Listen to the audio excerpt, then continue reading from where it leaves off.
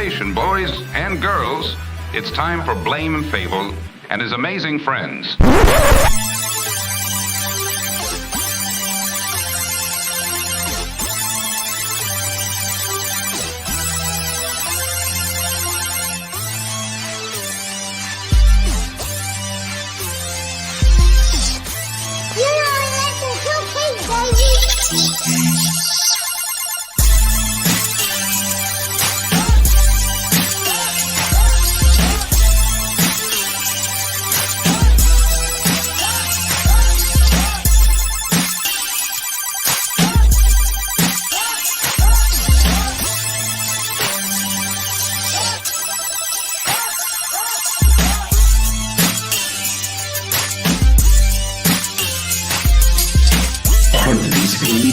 We take our passions, our fandoms, and turn them into conversations with you.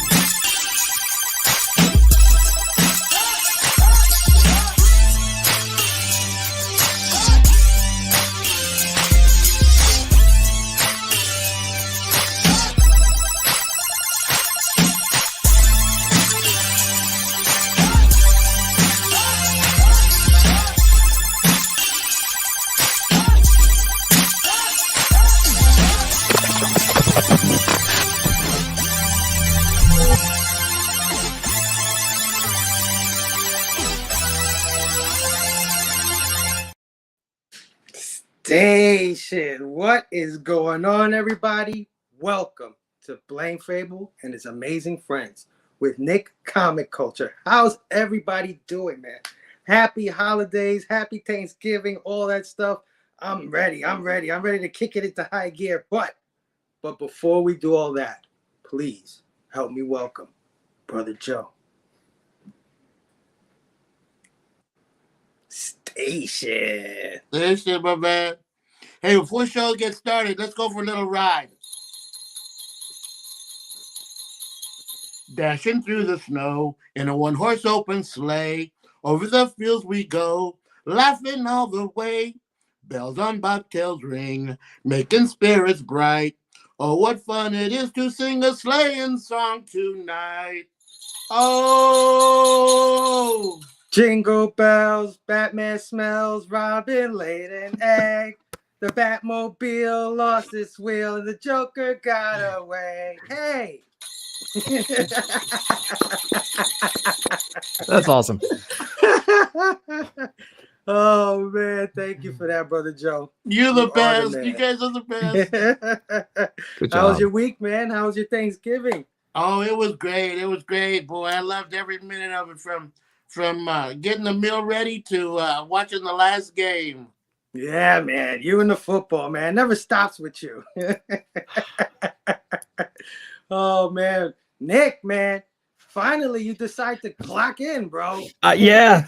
You know, my contract, I can only skip 2 shows before I'm officially kicked out of the group. So I have to. You only came around because Southern Comic Geek is here. That's why. Hey, I know how to pick them.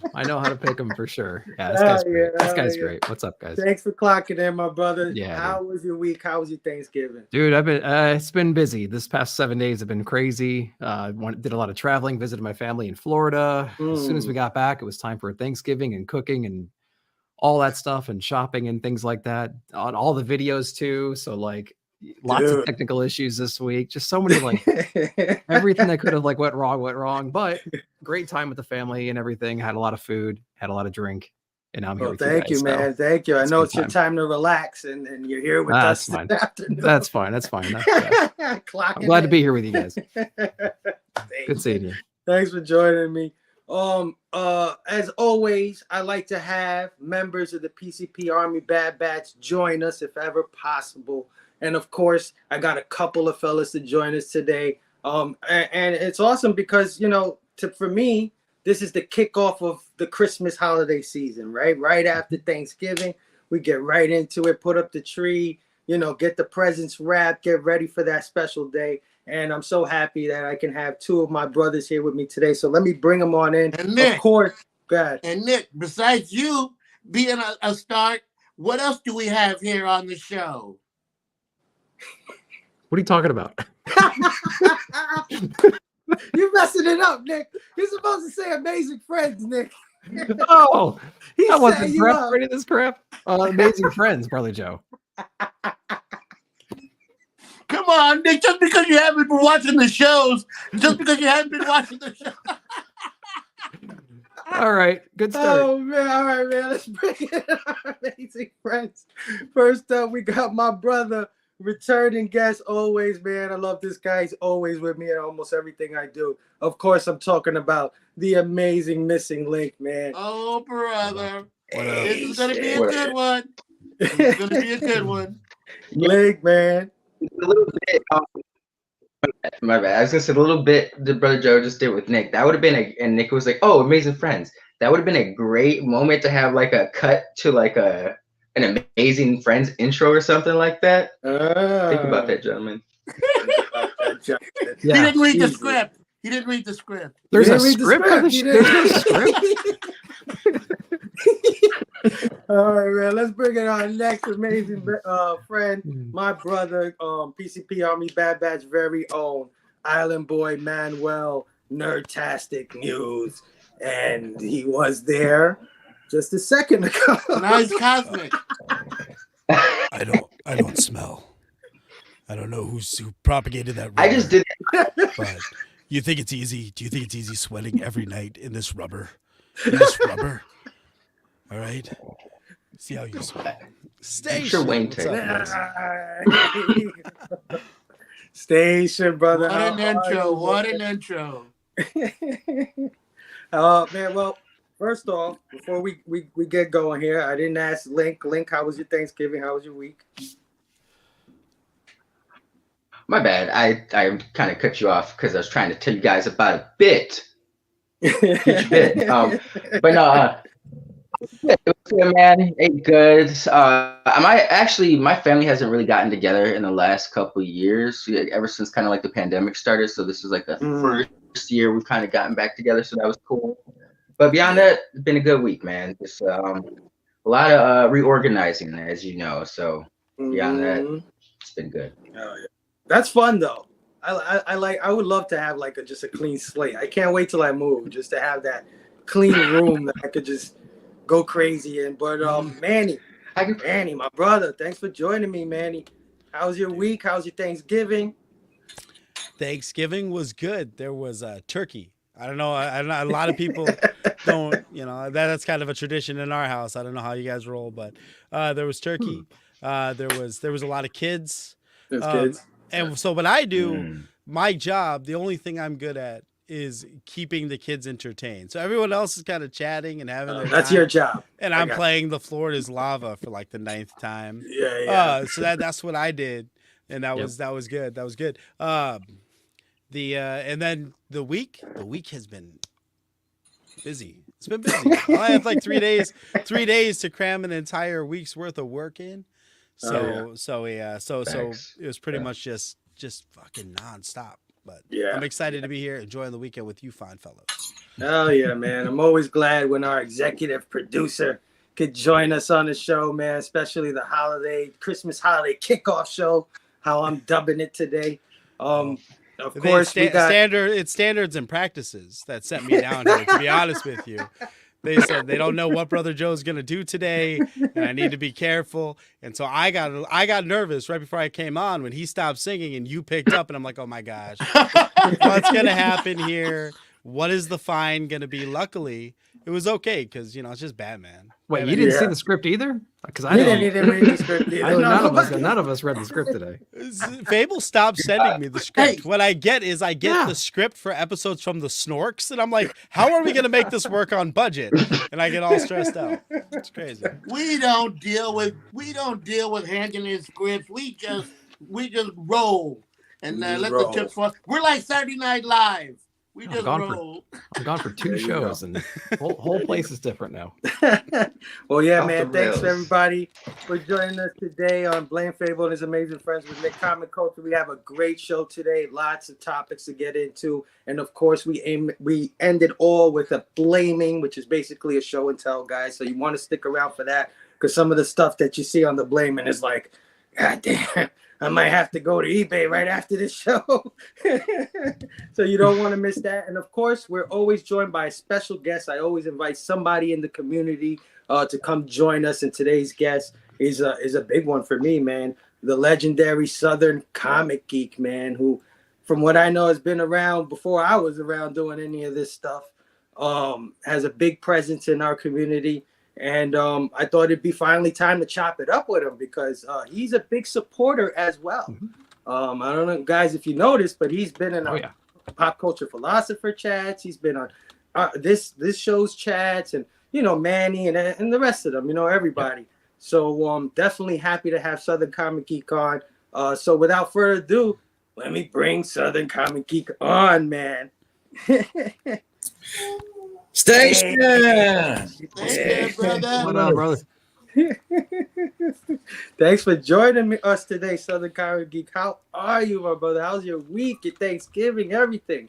Well, first off, I do want to thank you for that great intro. I will say that I had my head all pumped up, and then I realized that really the real deal was that Phable said, "Hey, I'm going to have you on eventually." So he was finally painting himself in the corner. He's like, "I got him in tonight.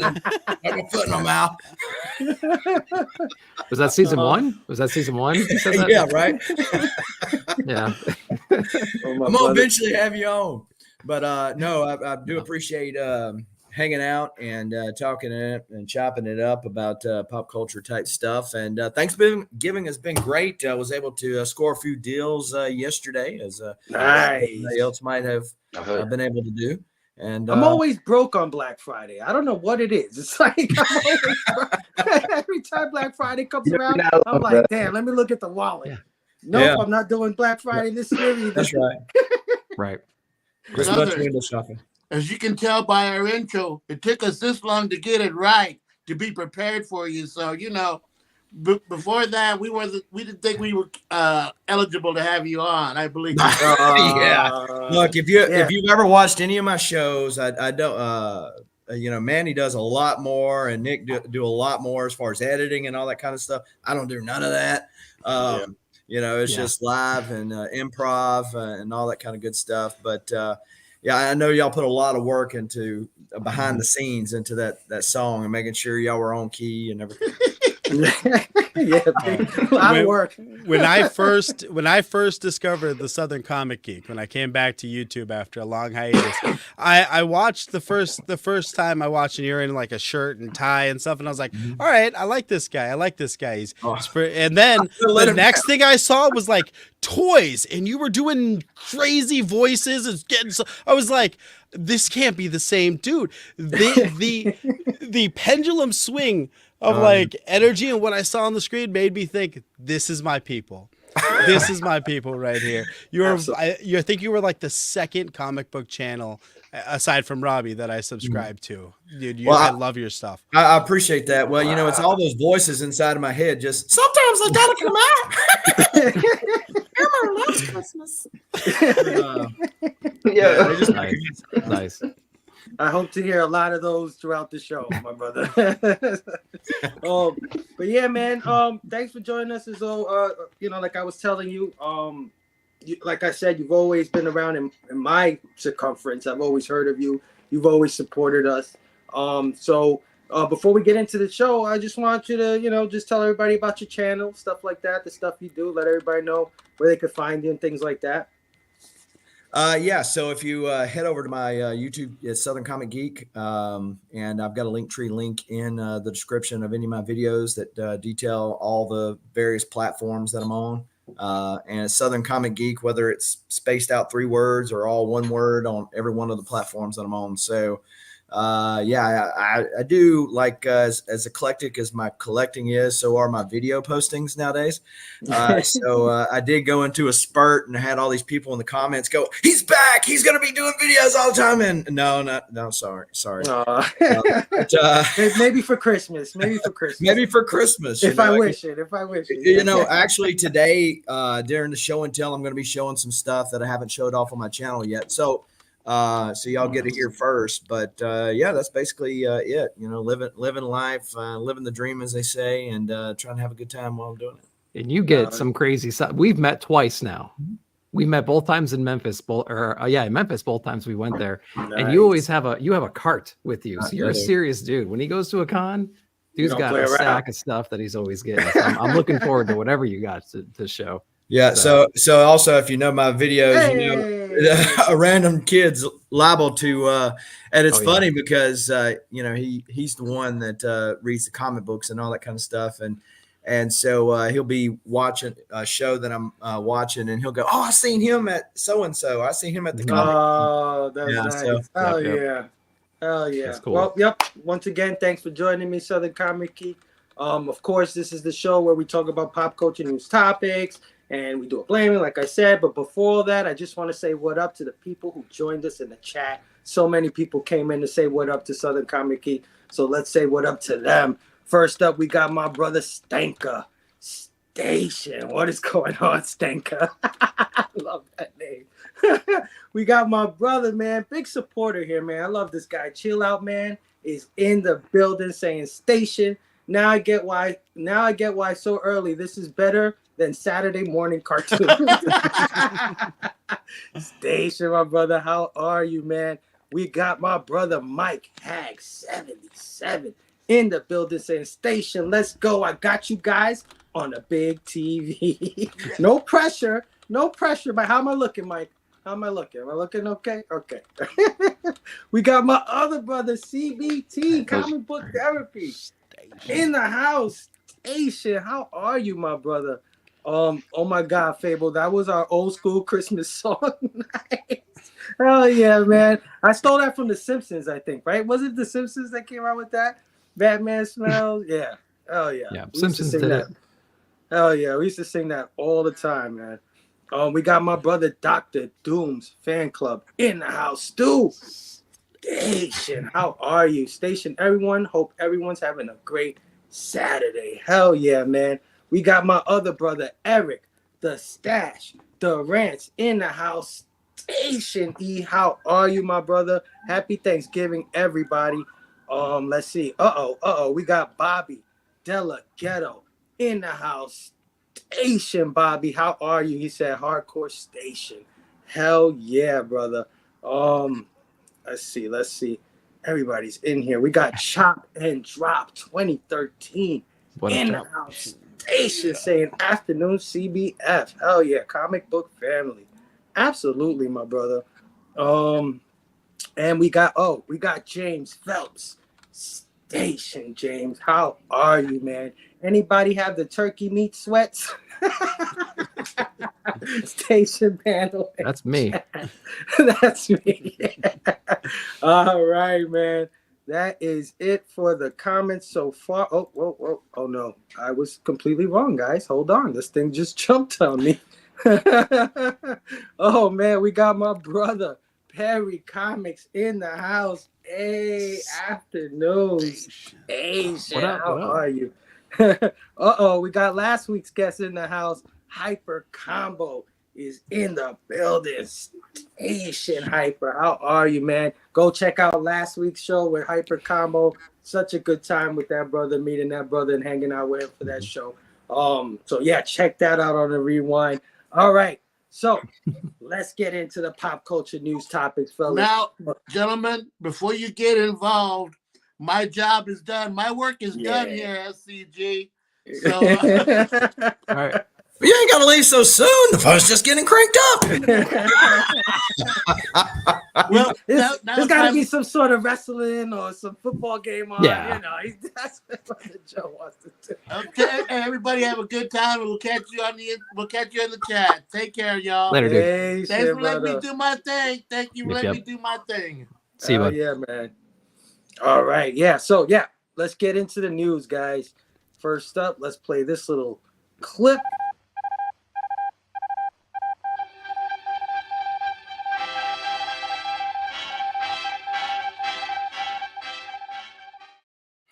All right, man.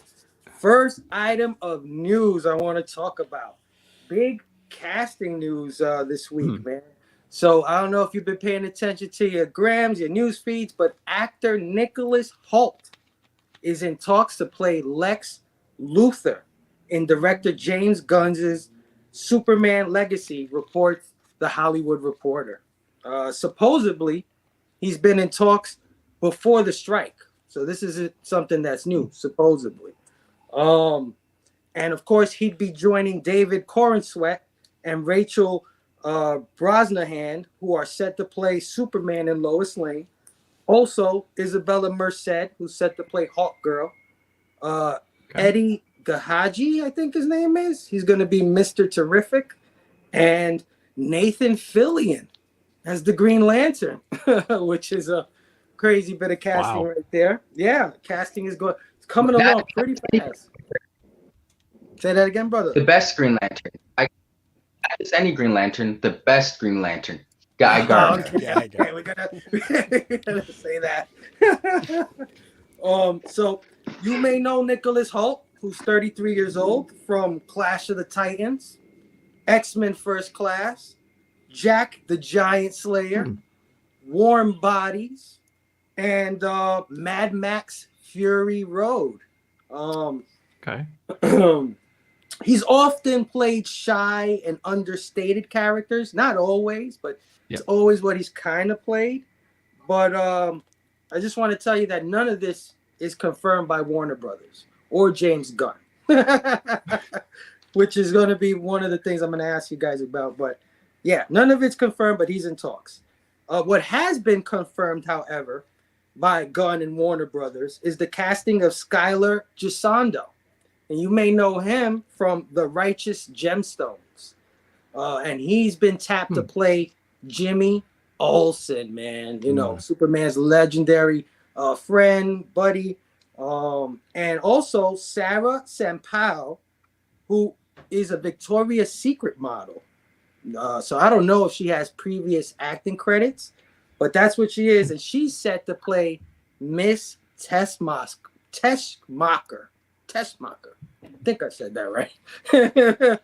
Who, from what I know, was the character from the Christopher Reeve Superman movies that used to be with Gene Hackman. I don't know if she's from the comic books. I'm not a big DC guy. But they tapped this lady to play. I think she was in the cartoon. Yeah? Yeah, I don't know. When I saw that, I was like, sure. It immediately made me think, oh, are they going with that Christopher Reeves type? You know, Lex Luthor, Miss Tessmacher kind of thing? I don't know. But anyway, that's the casting news of this movie. So my questions would be, what do you think about the castings? And this is for my panel, and this is for all you guys in the chat. What do you think of these castings? And what do you think the direction of Lex Luthor can be with Nicholas Hoult being the character, right? Because I just said he always plays these understated, shy characters. And historically, Lex Luthor on film has been maniacal, charismatic, you know. So being that Holt's in the role, I just want to know what you think, maybe what that could bring to the character of Lex Luthor. And my last question for you guys is, are you guys tired of this casting news already? Like, in particular, potential casting, right? Because I just told you none of this is confirmed. And we've been getting a lot of this potential casting shit for the last couple of weeks with Fantastic Four and all that other stuff. So, yeah, what do you think of the castings? What do you think of Holt in this particular character? And, man, is this getting tired for you, this casting stuff? I'll start with my co-host, Nick. Yeah. Nick, what do you think? Nicholas Hoult. I think he's got a great, like, menacing face. He's got the lower brow. He looks like he'd be a good villain. I think that's going to be interesting. I've seen him with he's had roles where his head was shaved and stuff. So I think he's a good actor. So I think we're going to be in good hands with him. I'm tired of the casting rumors, to be honest with you, because, you know, we have so many names dropped right here for potential casting that it's just like, just stop. Just tell me when they're confirmed, and we'll go from there. But like, looking at this cast of characters, I'm not too mad at it. I mean, there's nobody in here that I'm just like, why did they pick that person? I feel like they could work, they could fit. The cast seems really, like, Clark Kent seems really young, like the person that they cast. So it'll be appropriate to have like a real young Superman. He's kind of smaller than what we're used to seeing from an actor's perspective. So, well, before the roids. I mean, before the roids. Yeah, well, I mean, this movie's going to come out like a year and a half, so it's like, you know, you got to start injecting now. His physical trainer did show him at the gym recently, and he is bulking up a little bit. He is bulking up, but I mean, like, he's not going to be like a Henry Cavill in a year. So, like, you know, but. Yeah, I'm not too mad at the casting. I'm looking at it, and yeah, everyone seems pretty cool. I mean, you know, dude's got a nice square jaw. That's and those eyes. That's a classic requirement for Superman. And Lois looks great, and Hal looks interesting. That's probably the biggest surprise for me, to be honest with you. That casting for that character, he's going to pull it off, though. He's a good guy, and yeah, I'm excited for it. Yeah, I'm agreeing with you. I think this is probably the sexiest cast that they've had since Dean. What's his name? Dean Cain. Dean Cain back in the on ABC. But yeah, definitely. Link, what do you think, Nicholas Hoult? And Gun We Trust too.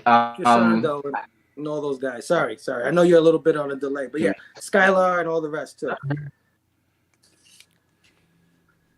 No, as I was saying, in Gun We Trust, I remember hearing this Nicholas Hoult rumor or the cast news isn't anything new. I know it was going back around like a few months ago.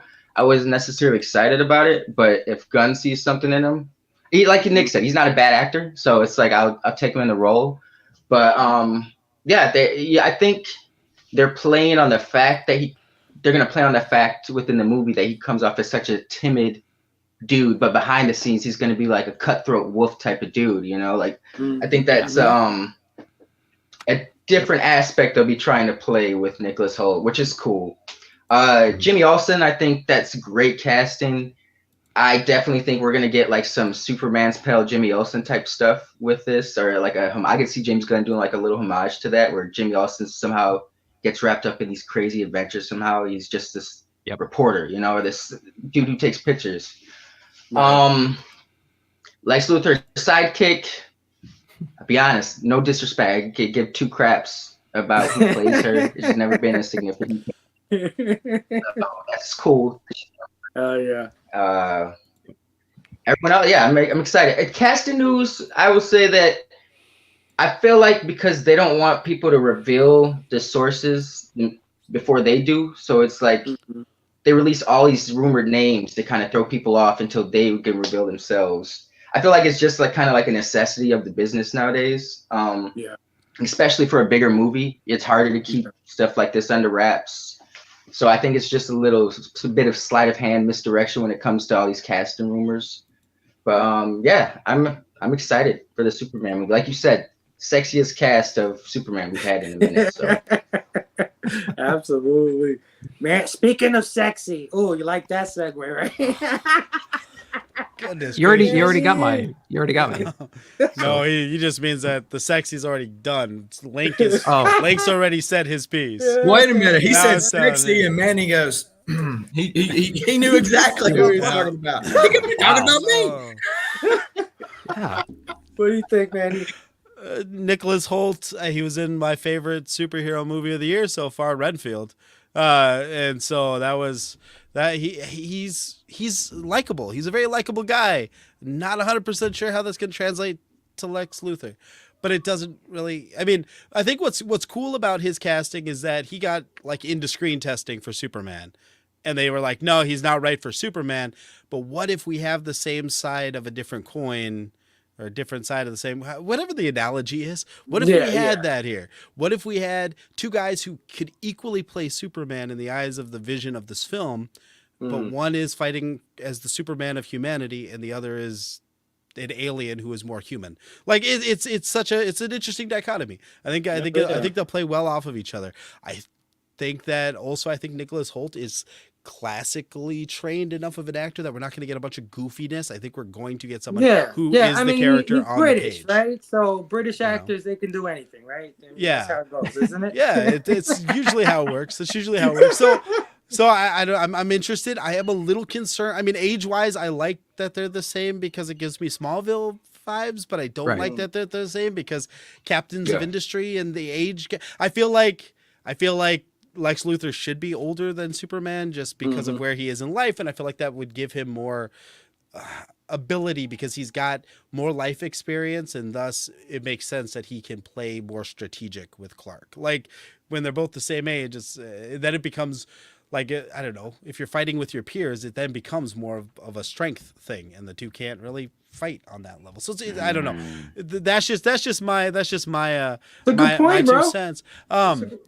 Best actors in this: Nathan Fillion as Guy Gardner, and the guy who played Victor Zsasz in Gotham playing Metamorpho. I think that those 2 castings are great. Yeah. I like the idea that Superman is coming into a world where superheroes have existed and are older than he is.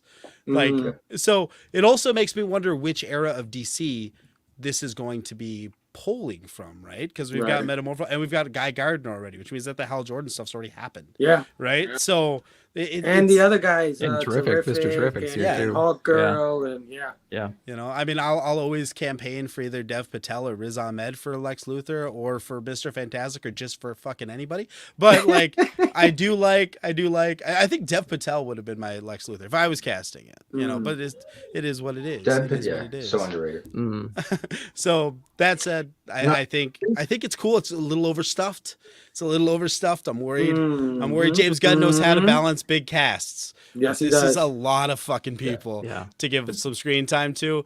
And it's weird because I feel like Warner is going to want to get more into that, because Superman and Batman are their bread and butter, and when you're not servicing those characters like fully, I feel like you're gonna have a lot of studio heads like, well, no, do we really need this character? Do we really need this? Do we really need that? And I worry a little bit about.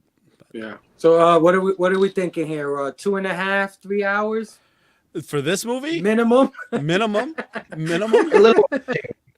You know, and then there'll be an HBO Max like extended edition. And if you don't go that long, you're gonna have there's a lot of characters, Manny, to your point. So if you don't go that long, you're gonna have some pacing issues. You're not gonna get the people to spotlight. Yo, have you guys ever seen About It Boy? No. Like it came out like early 2000s, but it had Hugh Grant in it. It was a British movie, but Nicholas Hoult was in it as a kid, and you guys, when you said earlier he's kind of typecasted, I was like, I never really thought about it, but played a shy, timid kid who got picked on in his very first movie role. So he really cast as this guy for the last 20 years. That's crazy. I didn't think about that. Wild, bro. SCG, my brother. What do you think, man? So the thing with this is that DC, this is a headliner movie, but it's also a pitch movie. So it's a pitch movie not only to the fans to say, hey, DC can make something good, and it doesn't always have to be about Marvel, but it's also a pitch by rumor that another company is looking at acquiring Warner Brothers. So if they're looking at acquiring Warner Brothers, James Gunn is just going to hopefully not blow his wad on the first movie, and say, hey, this is all we got. This is headliner. We got this, we got that. We got all the characters you want to buy, and we can make a good movie with it. Now, to Manny's point, I think that eventually one or more of these characters are going to be cut, and you're only going to see it in the extended version because there's just too much, and you've got to focus on your headliner characters. But I do like the fact that all the casting rumors that I've seen are very, like, I could see that, right? The girl that was cast for Lois Lane, I'm thinking, Margot Kidder, I'm looking at her going, oh yeah, this is Christopher Reeve Superman all over again. And James Gunn is smart enough not to just play that old song and dance again, but he's going to touch on, I think you're going to get Smallville vibes. I think you're going to get Christopher Reeve vibes. Why? Because he's like, hey, fan base, we need you. Come back here. And so, I mean, but it is what it is. And so hopefully they will make a good one, so that whether it's a pitch just to the fans or to another company that's looking to acquire Warner Brothers, it's a good one. Yeah, absolutely. Casting does not bother me at all. I think all these people look the part. I think they're all gorgeous. It's going to be a beautiful cast to look at. As far as Holt, the only time he's ever shown me something different would have to be that Mad Max movie. He plays like some sort of lunatic in the future or whatever. Yeah. So now my archetype of Lex Luthor has always been the Gene Hackman, Smallville sort of archetype, right? Maybe that's different from what he is in the comic books. I'm not 100% sure, if they're that different or very similar. But that being said, James Gunn could be, like Link said, giving us a different sort of Lex Luthor, one that is all business up front and very warped and disturbed behind the scenes. You know what I mean? My fear is don't make him maniacal like you did Jesse Eisenberg. You know what I mean? Jesse Eisenberg being the mustache twirling. Lex Luthor is so much more than just evil for evil's sake, in my opinion. Again, I'm not the biggest fan, right? But I would want him to be that way. I would want him to be layered because this is Superman's greatest villain. This is his Joker. This is his major, every time you see Superman is his bad guys, Lex Luthor. Everybody knows that, you know what I mean? So it's special. It's special. This is serious casting here that they got to really, be mindful of because this is going forward in the future. But like you guys said, I'm glad these guys are young and they'll be able to continue these roles if it's a hit, if it knocks it out the park.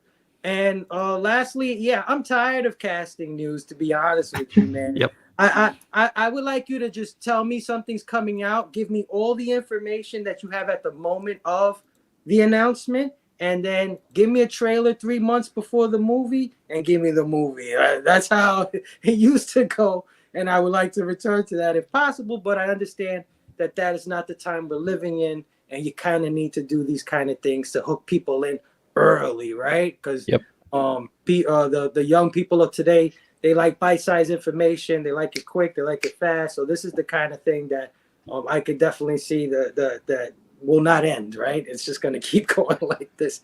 So I got to do my best to try to keep off the net when I want to really see something that that's coming out. But let me just say what up to the chat, see if anybody had any thoughts. If you guys have any thoughts on Nicholas Hoult being cast. I don't think I see too much here. No, don't really see nothing. All right.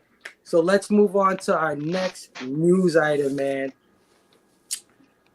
Vanity Fair reports that Dave Filoni has been promoted to Chief Creative Officer of Lucasfilm, man.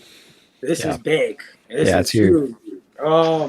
He will now work closely alongside Kathleen Kennedy and head of development, Carrie Beck. Now, I want you guys to keep that name, Carrie Beck, in the back of your mind, right? Just keep that name, Carrie Beck. And Faloni said this of the promotion. In the past, in a lot of projects, I would be brought into it. I would see it after it had already been developed in a good ways. When planning the future of what we're doing now, I'm involved at the inception phase, right? So this is something that, kind of opened my eyes a little bit because I thought he created a lot of this shit, but apparently he doesn't create a lot of this shit. He just is brought in kind of thing. But anyway, let me continue. As you know, Dave Filoni is a director, producer, screenwriter, and he's a voice actor. He's worked on shows. He's directed a lot of episodes of Avatar: The Last Airbender. That first season of that cartoon, he actually worked on that, and that's probably how he got his way into Disney. But at Disney, he's worked as writer, producer, director on shows like Forces of Destiny, Resistance, Book of Boba Fett, Rebels, Bad Batch, Mandalorian, and most recently, Ashoka. I just want to get your thoughts on this promotion here. I know some of you guys are probably some Star Wars fans. This might be big or maybe not to you. What do you think he's going to bring to the table now that he's at the inception phase of these things? Just your overall thoughts. I'll start with myself. I didn't know Dave Filoni was like sort of an overseer or script writer. You know what I'm saying? He's not actually making these things. It's Carrie Beck who, Yeah. who is involved in a lot of these things at the inception. But he's done such a good job at what he's been doing, especially these last few things, that I think it's great. I've enjoyed all of most of the Disney Star Wars stuff. I don't know if you guys will agree with me. But I do know that there is sort of a fan base out there that is not happy with this thought, with this promotion, rather. I was watching a YouTube show the other day. I'm not going to mention who, but they just were talking about how awful Ashoka was, how this guy doesn't create nothing. I mean, they went in, and I never even heard anybody speak badly about Filoni before I saw this little YouTube thing. So I'm just interested because I maybe there is something I'm not hearing or listening to. Maybe there is some credit to what these people are saying. I mean, the dissenters, you know what I mean? But I'll start with SCG, man. What do you think about Dave Filoni, Chief Creative Officer? It could be big. And when I say could be, because, I mean, at the end of the day, Kathleen Kennedy's still the boss. So will she listen to him more now than she did previously? I don't know. Are they Lucasfilm setting him up as being her successor? I don't know. But it could be big.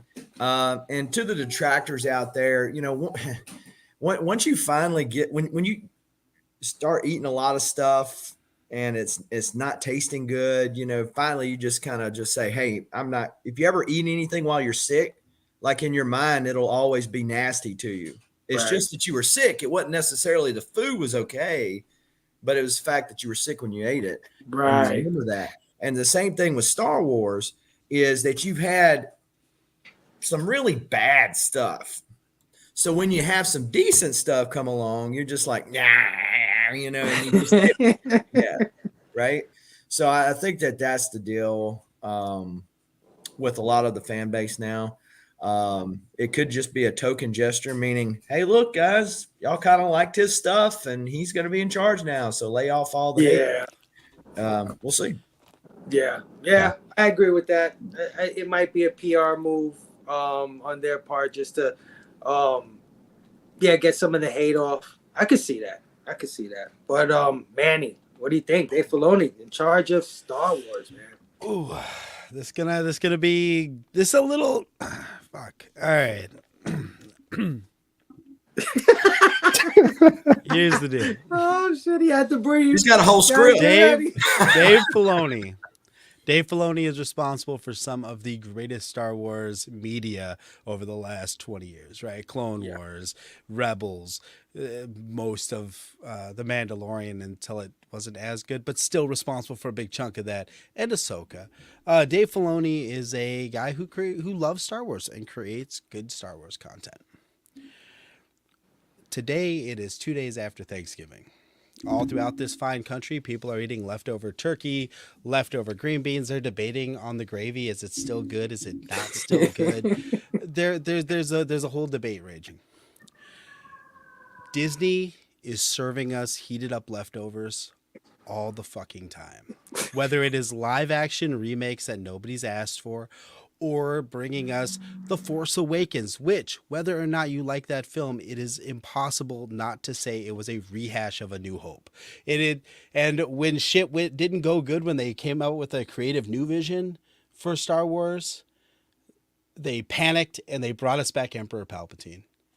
Disney will continually serve you reheated leftovers. Why has Star Wars TV ramped up with Ahsoka, and why was The Mandalorian kind of turned into this Clone Wars season 9 or whatever, is because it worked And Disney will only give us what has worked in the past. They will not tread new ground and give us something new for the future. And a lot of that is on us as fans for our knee-jerk reactions to things like Rian Johnson's Star Wars, to knee-jerk reactions to things that, I mean, we're going to get a really fucking awesome Zack Snyder Star Wars movie that isn't going to be Star Wars now on Netflix because fans are comforted by reheated fucking leftovers. So I love it. So is it cool? Sure. We're gonna get Ahsoka until we're sick to death of Ahsoka.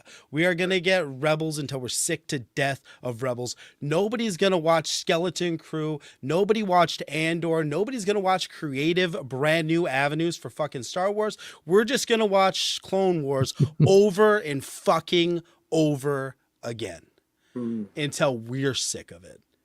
Damn. And that is what I'm scared of. I'm scared that Dave Filoni, like a man who I'm gonna say his name, and please, if you guys know my parole officer, please don't tell him this because I don't want to go to jail for another 9 days. But Cy Spurrier, the man with the restraining order on me, he fucking loves Nightcrawler and Legion. He will work that into everything, and Dave Filoni is fucking Cy Spurrier of Star Wars. You will see Ahsoka. You will see Zeb. You will see. These are the things I've done that I love. But I'm never going to take you into somewhere new. It's your parents taking you to the same fucking restaurant on every family vacation you go to. That's what Star Wars is. And to SCG's point, Kathleen Kennedy, as long as she's there to get a obscene salary and be the scapegoat, as long as she's willing to be a whipping post for a paycheck, they'll just keep rolling that out because they can always blame Kathleen Kennedy. So there we go. That's about all I can say on that one. Oh, mic drop right there.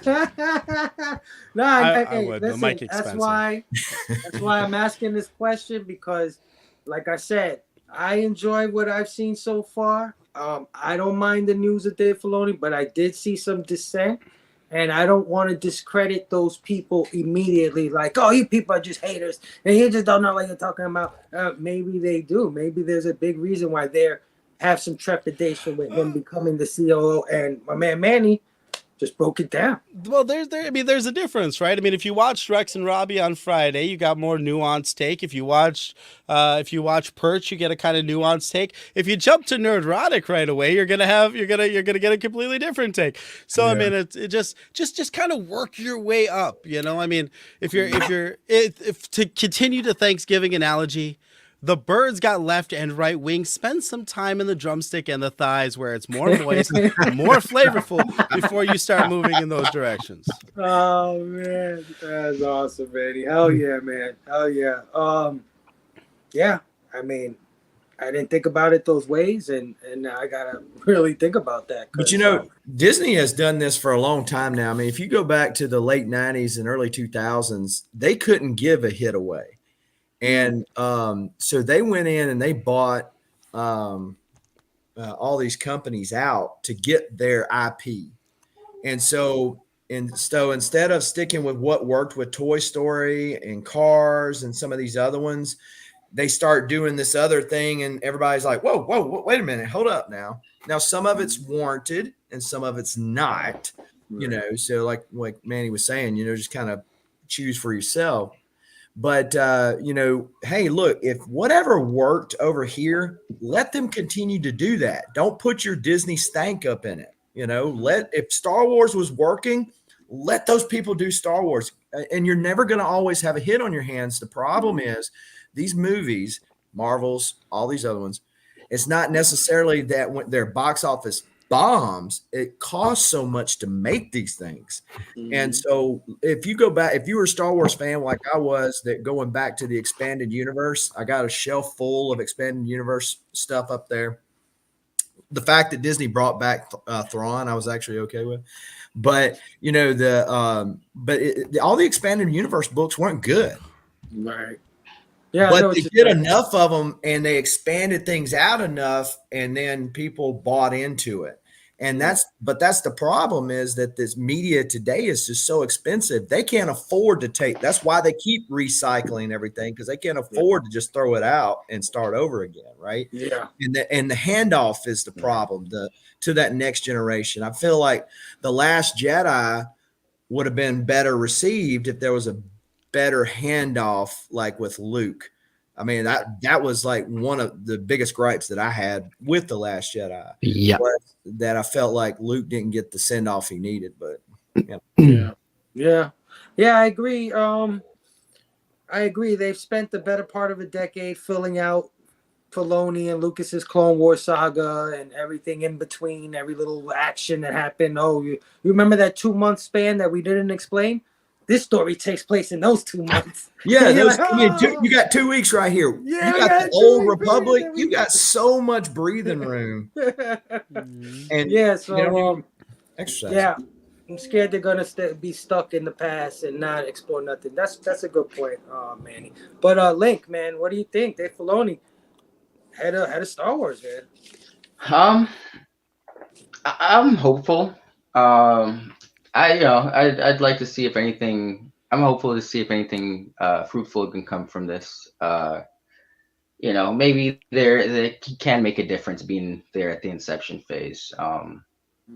There's only so much he can do if he's an overseer. Like, he's got to make the story be as cohesive as possible, even if it's not like even if he knows it's not the vibe that is true to Star Wars. It's his job to make it fit as best as possible. So maybe we'll get a different product now that he's there curating it, and he's in the cooking, and he's like a chef now. He's in the pot, with the pot. But I can understand people hesitation, trepidation, but I'm on the optimistic side of this fence. It can it can only get better. Star Wars, it hasn't really pleased fans as of late. It's been very divisive, as most things are, but I'm optimistic. Yeah, no, that's a great point, man. We've seen him at the writing, directing, whatever level, and he's pretty competent at those things. But what about creation, inception, the beginning stages? What are his ideas, right? What has he been cooking up of what he would do in this new whatever era going forward? Although, like SCG said, with Kathleen Kennedy as boss and business being what it's supposed to be, it seems they're only going backwards, right? Like the High Republic, the Republic before the Republic, the Sith before the Sith. Yeah. 10,000 years ago anyway. Nick, my brother, Faloni, man. I know you love Star Wars, man. Let me know. Yeah. It's hard. He's kind of been the poster child for the past 5 to 10 years, I would say, at least. I mean, his credits go back earlier than that. He's been a part of a lot of the different projects that hit screen that expand the universe, but they're still in that Star Wars, that Skywalker era, which is a problem. And I think we all can agree on that. There's so much more they can tap into. But to his credit, maybe not his sole credit, but he's been a director, producer, and writer on various projects for the last 10 years that have at least brought in new characters, exploring new areas, giving you backstory, giving you context, giving you the behind the scenes. And it's all tied into the Skywalker saga, but it's new stuff, kind of, right? I mean, you can watch Clone Wars and you can watch Rebels and you can watch those things and the outcome of the story, but at least they were kind of fun to see those characters play around, and we all had a good time watching those. And I just recently watched Rebels and I had a blast watching it, and then I watched Ahsoka again and I'm like, this is even better the second time, having all that context. Right. I think he has a lot of passion.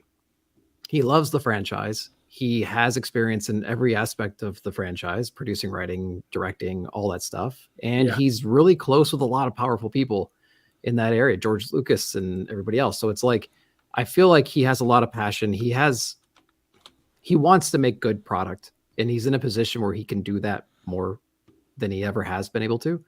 And, no one's going to love everything that is Star Wars. There's going to be a division of people, right? I mean, so, and I haven't liked the movies that have come out lately. There's a few exceptions, but I've been enjoying the shows overall, So, it's hard. Once we get away from the Skywalker era, it's going to be interesting because it's going to be brand new grounds. We have some books and some games that have explored that, but we'll see if he can take it in that direction and what he can build from, not from scratch, but we have no preconceived like live action notion of that stuff. So that's going to be fun to see what he can do there. He has blown the mythology up, which is really fun. You know, I mean, watching Ahsoka, one of my favorite characters was Balin. And I hate that we lost that actor, but it's like, I want to see a standalone with him exploring that, you know, and we have all this mythology we can explore. Oh yeah. Albeit it's in more of a, I'm going to call it present day Star Wars, but yeah, I think he can do some cool stuff. I just want somebody who's really passionate about their product, who's excited to be a part of that family. And he's that, and he has experience in a lot of other things in the Star Wars universe. So whatever, let's go. I think he's going to do fine.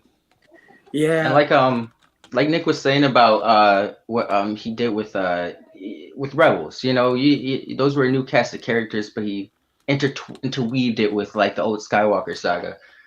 Yeah. I think they're looking at that aspect. They want to make those connections, but they do also want to move forward with like the race stuff. I think, like Nick said, he's the perfect guy to connect those pieces while forging something new. Like he can bring remnants of the past, or, you know, nostalgic little nods while creating a new stuff. So yeah, I think he's the best person suited for the job. You know, at this point, I don't see how it could be a bad thing for Faloni to have more access or be a higher up in the process of creating Star Wars stuff. Yeah, absolutely. I loved what do you call it? I loved, if you watch the Clone Wars series, there was the last 4 episodes of that series was written, directed by him. It was like his little contribution to that season. Yeah. And those were the best episodes of Star Wars I have almost ever seen. Like those last 4 episodes of the Clone Wars was so good. Yeah. And if that guy is the guy who's going to be making shit up coming, you know, going forward, then I'm on board, man. Yeah. I don't know where the hate comes from. I mean, I get the being stuck in the past thing. I do agree with that. I am one of the people who say, can we go past all of this shit? Can we go somewhere else? Future, what's next? No stormtroopers, no Empire, you know what I mean? But we could continue with the Sith. The Sith, we know, is a long-standing thing. That is your real enemy, right? So we can go forward and keep that going. But either way, I'm happy with it. I was just kind of shocked to hear so many people hating. Like, I was like, really? People don't think that he's a Star Wars god? Holy crap. I've never heard anybody talk like this. I mean, have you ever heard him in interviews? I mean, he just elaborately and greatly explains. I mean, you could tell he's got a love for the medium and the stories. And I mean, switching over to comic books, you know, he's got, like, in comic books, you can tell when a writer has like studied what they're writing about. Yeah. Versus when they're just mailing it in. Yeah. And I don't think he's mailing it in. But again, it remains to be seen how much leadway he's got in exploring new universes. So we'll see. Yeah. And if, like you said, if he's the main, because I believe Mando and Ashoka and these shows he was there from inception on that stuff. You know, maybe not the Clone Wars, maybe not certain aspects of things in between, but I think it was pretty cool that they took The Mandalorian and made it a Western television show with a little baby Yoda. And you know what I mean? Like, that to me is like exactly where I want to go in the Star Wars universe if we don't have Jedis. This is the cool, you know what I mean? This is the way I want to go. This is the adventure show that I think George Lucas would love and be proud of, because he wants to do, you know, that was his dream, to do serialized Westerns in space. Right, like that was his thing. He blended the old serials from the 40s with Westerns and came up with Star Wars. But anyway, let me see. We got Eric saying there's a long, rich tradition of people immediately hating Star Wars, then years later loving them. Happened when Lucas owned them too. Yes, 100%, man. I was one of the crowd of people that did not like the prequel trilogy. Right, I wasn't a hater, but I was like, that's not as good as the trilogy I grew up with, right? Yeah. But years later, all of a sudden, I had this whole bunch of people saying, "Oh, that's underrated. You guys just don't understand. The Clone Wars is the ish, this and that, this and that." And that's part of that kind of talk is what got me into the cartoon, because I wasn't interested in the Clone Wars cartoon either. It was that kind of like retro talk that got me into it. And that cartoon does make those movies better. I will say that. If you watch that cartoon, those movies become super baller after that cartoon. Yeah. But yeah, man, I agree 100%. My man SCG answered, that is true. People hated Ewoks and Life Day, but now it's finally remembered. But not the Christmas special, Southern Comic Geek. Not the Christmas special. Oh, we got my brother Desired. Comics in the house. Nigel, how are you, my brother? He said, what's up, folks? How are you? All right, man. Let's get. Oh, and my brother Sal. I think I said hi to Sal. Maybe I did. What's up, Sal? Sal, how are you, my brother? Thanks for joining me. Us, rather. All right, let's get to our last topic. Last topic is. Where is it? Okay, yeah. Scream 7 falls apart in 1 week, man. I don't know if you guys are big fans of the Scream movie franchise, but it was supposed to come out with its 7th movie, and apparently, according to Variety, Spyglass Entertainment is the company that produces Scream, has dropped Melissa Barrera, star of the next Scream film, over anti-Semitic comments in the ongoing Israeli-Hamas war. Barrera wrote on Twitter, or X, or whatever the hell you want to call it, Western media only shows the Israeli side. Why do they do that? I will let you deduce for yourself, right? So she actually didn't say anything anti-Semitic there, but it was implied that she's trying to say, the Jewish control the media, therefore everybody's on the Israeli side. Well, those comments led to her being dropped from the movie, which in this day and age is something that just happens with regularity, right? So it's kind of like, again, it's not like, oh, I can't believe it anymore. This shit just happens all the time. But anyway, a few days later, Jenny Ortega drops from the movie. Now, these are the 2 stars of the film. Like, but yeah, she dropped, and she said, yeah, right. But she said it was due to her scheduling on. She's gonna film Wednesday, season 2, the hit show Wednesday, and she's also involved in Beetlejuice Part 2. Yeah, which is something that she's doing. So it could be that. But you know how people are. Immediately they speculate that she dropped because Barrera got dropped, right? That was her co-star. I believe they're friends off screen. Ortega and Barrera co-starred as sisters Tara and Sam Carpenter in Scream 6, which was seen by many as a revival of the franchise. So that's why it's big news, right? Like, it looked like they were on the up, and then this happened. So not so much on her comments. Her comments are her comments. I don't care about it. But just your thoughts on them dropping her, and period. More from the Twitter side of things and the reactionary, the way people react to these things. Knee-jerk reaction, like Manny said earlier, to stuff that these stars do or whatever. Yeah, just your thoughts on that. And I guess another question would be, when are these guys going to stop tweeting? Is that ever going to freaking happen? I don't know. Nick, tell me. What do you think? I hate Scream tweeting. 7 is over. Were you a fan? No, I haven't watched a Scream since like Scream 2. I horror head Nick over here. I'm not really into the Scream franchise, to be honest with you. So I don't really. The timing of Jenna Ortega falling out seems like a coincidence to me. I mean, I just did a quick search on when they're going to start filming Wednesday season 2, and they're going to start in April 24, according to whatever this is. So it's like, okay, you got 4 months to film that show, and that was a pretty involved show. I would imagine. I don't know how long it would take to shoot something like that, but then you have the Beetlejuice 2 stuff happening at the same time, and so it's like she's got a full plate right now with some She's stuff. hot. She's on She's fire. hot. She's hot. on She's fire got right now. she's got 2 big projects, presumably in 24, 25 that she's doing in Scream. What would it be? 7, 8, whatever it is. It's like 7. how much money? What was the box office? Does anybody have a figure on the box office on that? I think it did pretty well. Yeah, I think it did pretty well, and I think it rejuvenated fans' interest in the franchise because of those 2 girls. From what I know, I've never seen right. Yeah, it had a 67 million global opening, so that's pretty big for that. But I don't know. If I was her and I had to prioritize my things, Wednesday was huge.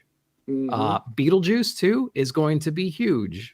I would in my circles anyway. It will be in my family. It will be. I don't know what everybody else's perception of Beetlejuice is going to be, but like that movie, like shaped my life growing up practically. It was just such a great movie. Yeah. So I mean, like if I was her, I'd be like, yeah, Scream did well, but like, man, these other ones are like career defining roles that I could have. These are like legacy things. And Scream is cool, but like a Scream 8. Do I want that, or 7? Do I want that on my belt, or do I want like a really good Beetlejuice 2, a sequel to a cult classic, or a Wednesday show, which completely redefined the character and was one of the biggest grossing things on Netflix, or the biggest viewed things on Netflix? So I don't know.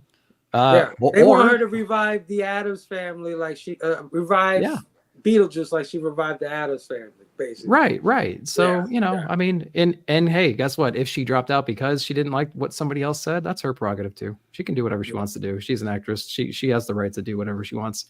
But I think it's not. I think people are stretching for that. Although it would be kind of concerning if somebody, your co-star, was politically opposed to you and perhaps the masses. And so it's like, I don't want to be associated with that, so I'm dropping. So that could have been her motive, but I think she has a really big 24, 25 coming up, and she's prioritizing. Yeah, but I don't know anything though. That's just what I read. All right. So I mean, I guess this would really be something if you were a big Scream fan, right? Yeah. Which I know there's tons of people like that in our community. They love this franchise. I think Link, you're a fan of this franchise, right? Yeah. Yeah, what do you think, man? Yes, I am. Jenny Ortega and freaking Barrera gone. The stars, man. I think, like Nick said, I do agree it's a coincidence Ortega dropped out around the same time as man. It's, you guys heard about that Diddy case. It's kind of quick to turn around some of these turnarounds. It's like, oh, something to that, But at this point,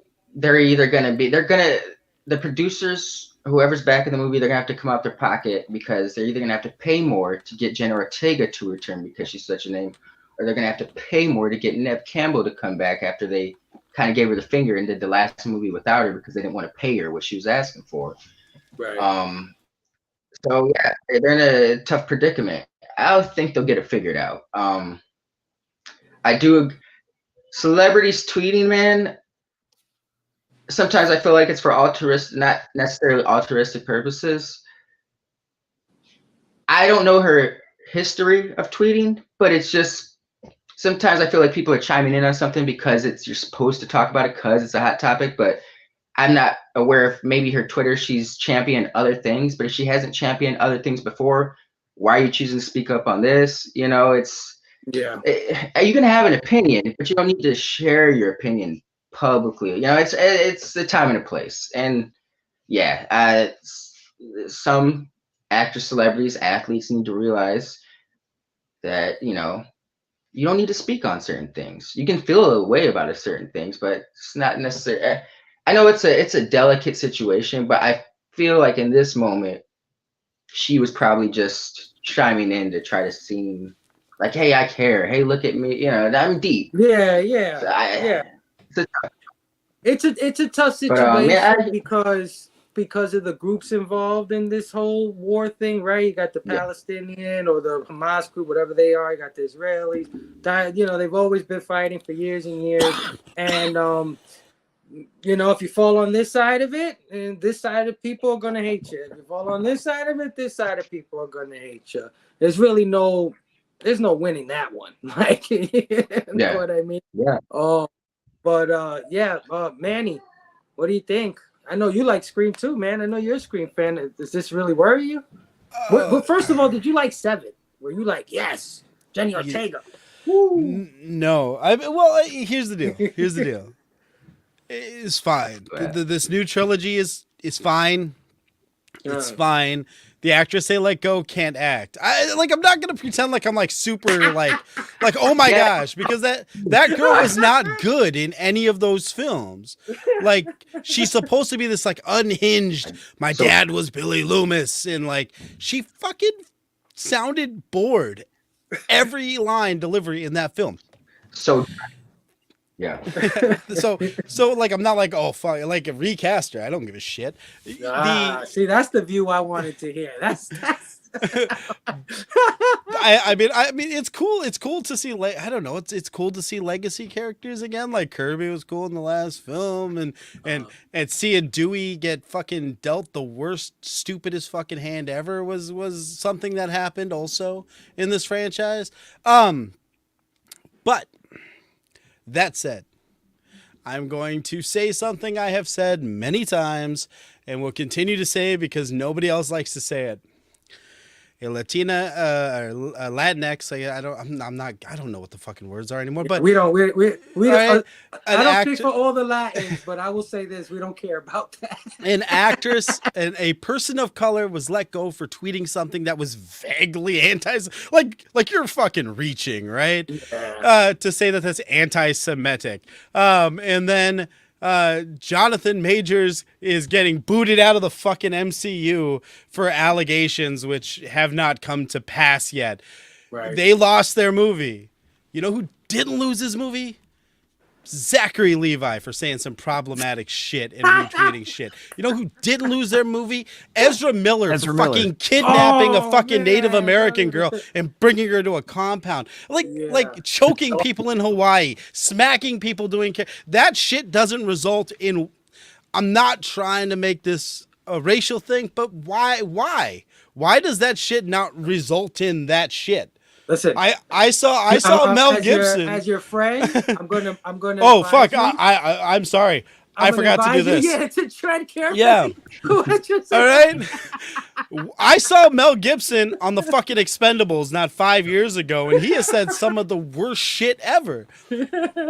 Now, as somebody who lost their camera. As one of these Wild West gun-toting anarcho-capitalist fucking libertarians, I'm gonna tell you, I don't give a fuck what people say. I don't really give a shit. But what I do see is injustice in the way that we are pursuing what we're calling justice in these cases. Right. I am seeing people of color losing roles, losing their livelihoods. Meanwhile, Amber Heard can continue to take shits on Johnny Depp's bed.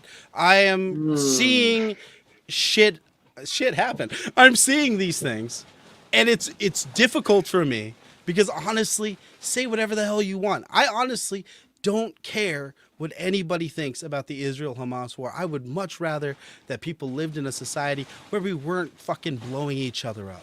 Yeah. I would much rather we lived under the guiding principles of the non-aggression principle, but that shit doesn't happen. Yeah. So that said, that's my only takeaway. Yeah. Is that it doesn't seem fair. But I do think that the Jenna Ortega thing, like Nick said, it's like I don't have to do this.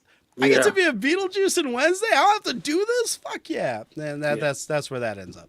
Yeah, great. That I loved your implied reaction to an implied tweet. Is awesome. Oh, SCG man, what do you think? Are you a Scream 7 fan? So if Manny ends up in a jail cell alone, hung with nobody to watch him, we know the Clintons got a hold of him. I'm with everybody else. Obviously we care enough because we're actually sitting here talking about it. But as far as gone are the days that people could just speak their mind, even though they didn't really have that much mind to give, because some people, it's not illegal to say stupid stuff. Right. Because if it was, we wouldn't have anybody in Washington. So you've got to let people say what they want to say, whether you believe it or not. Yeah. And then at the end of the day, you can go, you can say that, I can say that, we'll agree to disagree. Right. That's largely gone in the populace. Now it is largely driven by the media. But like now as far as Jonathan Majors and stuff, that's a huge problem in the fact that he was accused. It wasn't in a court of law. Yeah. Talking. And now he's lost. He has to fight his way back. Mm-hmm. And just from being accused, he didn't even do anything wrong that we know of. Okay. Yeah. And so people are just so quick to like, get pitchforks and burn down houses these days that they want to do this stuff. You know, so going back to the stupid comments thing, I don't agree with this girl said, but at the end of the day, it's a free country. Last time I checked.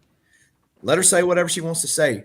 The studios that have the money, now keep in mind though, the studios that have the money, if they view things a certain way, you got to be smart about how you say things. But you might think your boss is a retard, but you don't necessarily go in there and say, that last bring it back.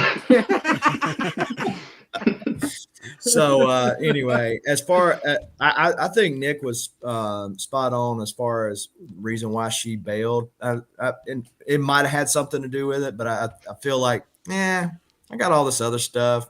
Let me just do that because you don't ever know. You're at number 8. Doesn't got any gas left in the tank. Right. She is the gas. Yeah. She's the actual gas. Right. Yeah. So she take her toys and go home. I think that they start throwing enough money at Nev Campbell.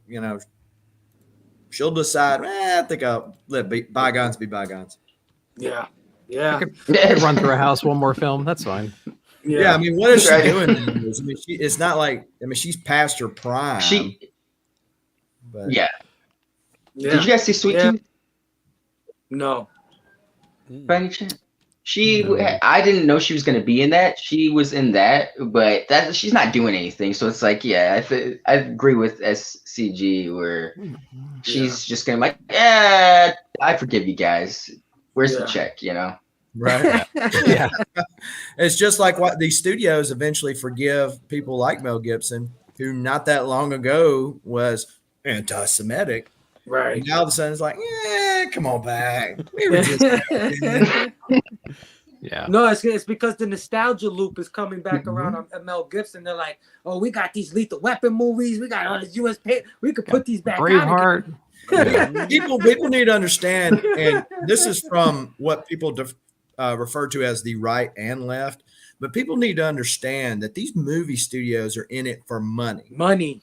Okay, they are throwing all this stuff out there and virtue signaling. They don't really care about you. They don't. If they cared about making statements about LGBTQ characters, they would flip the bird to China when they tell them to take that part out. They don't. It's all about the money. Don't kid yourselves. And that's why they like to play into this nostalgia loop and bring people back once bygones are bygones, Mm-hmm. Yep. Absolutely. Agree 100%. Yeah. Dr. Doom said the ability to receive forgiveness and redeem yourself is one of the best things about being human. Cancel culture takes all of that. Exactly. People make mistakes. I've done dumb. I'm sure everybody on this panel has done dumb. So I'm going to extend the same mercy and grace I ask for myself. But, when somebody's kind of still doing the same stuff, it's not a mistake as much as it is a problem in their character. Yeah, absolutely. It's a free country. You can say what you want. People on public platforms can judge you. It's part of being a public platform. So just in case you think you can say some shit and not have to deal with somebody saying some shit right back to you, you're on the wrong platform. This is a public space. That being said, have you ever had $1 million in your pocket? Have you ever had $1 million in your pocket? Have you? Okay, so if you ever had $1 million in your pocket and the guy that gave you the $1 million said, don't say anti-Semitic shit, guess what I'm doing? I'm not saying it. on Twitter, on X, on any of that. And that's the bottom line when it comes to this stuff. Because just like it's money for them, it should be money for you too. right? You shouldn't be beholden to anybody who don't pay you. So if the rules of these people are don't say X, Y, and Z, guess what? When you sign that contract, you ass better not say X, Y, and Z. Whether you dribble a ball, you freaking act in front of a camera, whatever the hell it is, shut your goddamn mouth because you never saw $1 million before, and guess what? You're never gonna see it again. That's how that goes. And that's my thought. They were prepping society for not giving us millions of dollars for our pockets. You realize skinny jeans started making a comeback like 10 years ago? They were prepping. Like, you ain't fitting shit in your pockets. It's crazy. And I just wanted to highlight, before I finish my thoughts on this subject, Manny's right. The double standard is crazy. I absolutely agree.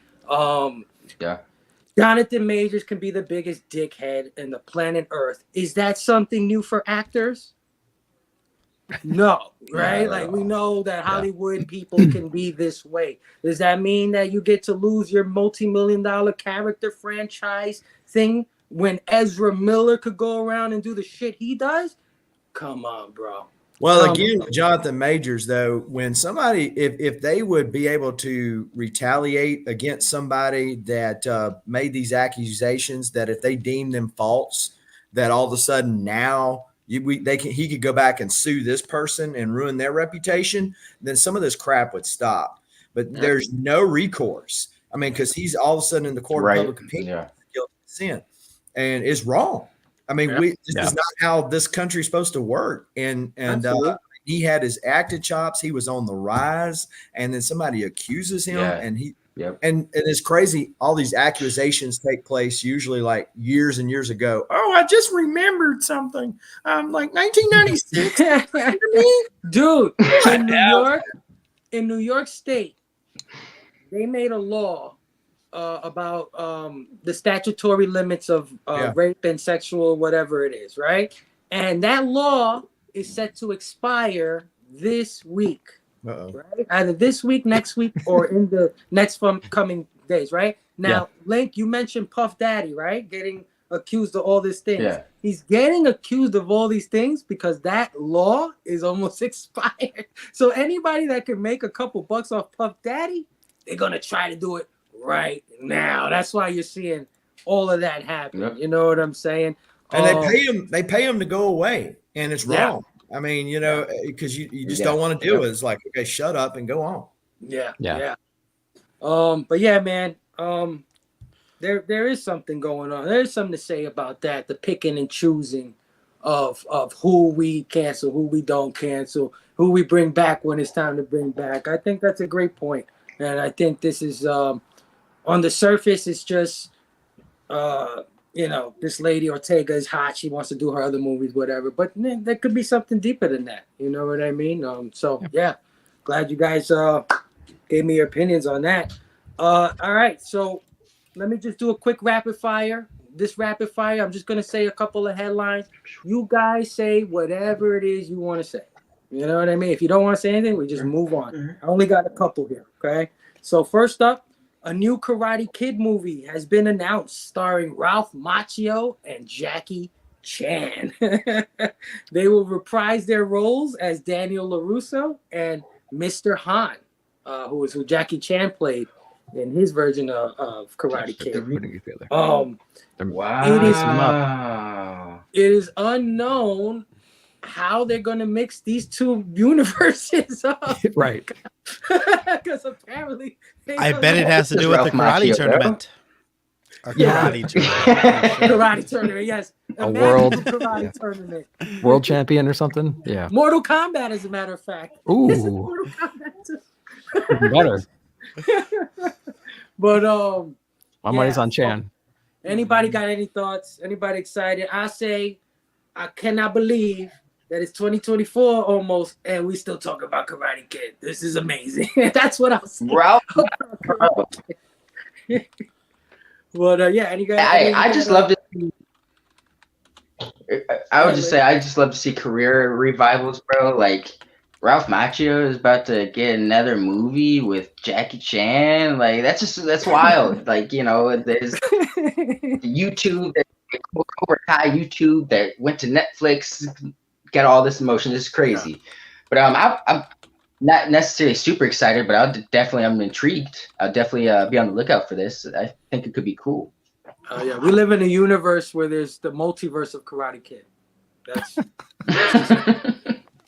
We've gone Yo, too if they far. bring back Hilary Swank, bro, and a little cameo of like Jane Smith and Hilary Swank sidelines of Ralph Macchio as he's like fighting and shit, it'd be so cool. Oh, yeah. you're gonna see Mr. Han talk about his big brother or something like my big brother or something, and it was what do you call it, Mr. Miyagi or something. Oh, yeah. All right. Anybody else got any thoughts on this? Just that now they have an opportunity to take the star of Blue Beetle, put him into a movie. I'm sure that guy doesn't want to do Netflix shows anymore. So it's a good opportunity to put him into a movie. Now we can bring in Jackie Chan to get the Chinese box office. So we'll bring him in. We'll have this big martial arts tournament. That makes sense for Daniel LaRusso to be there then. And it's all nostalgia baiting. And I really hope that by the end of it, we find out that Mr. Han is actually Han from Fast and the Furious. And it all comes full circle. Oh, Well, God. listen, I just want Van Damme to be in the movie and Tong Po. Yeah, bring Tong Po. And then we got a real karate tournament going on. Yeah. That would be more Mortal Kombat, though. And then Rocky shows up. Yeah, no. And then This would be awesome. Mr. Han could go up to Tong Po and go with his nose. You know how Wow. All right. Let's move on. Michael B. Jordan is set to direct Creed 4, man. Taking over from crap, what was his name? Coogler. Right, Ryan Coogler. He's the director of Creed, right? I don't think he did the this. second one. Michael B. Jordan did the third one too. He directed the third one. He did the third one? Yep. Oh, okay. Well, then he's coming back again for the next one. And I didn't know this, but 280 million box office on Creed 3. Pretty good. Wow. Yeah.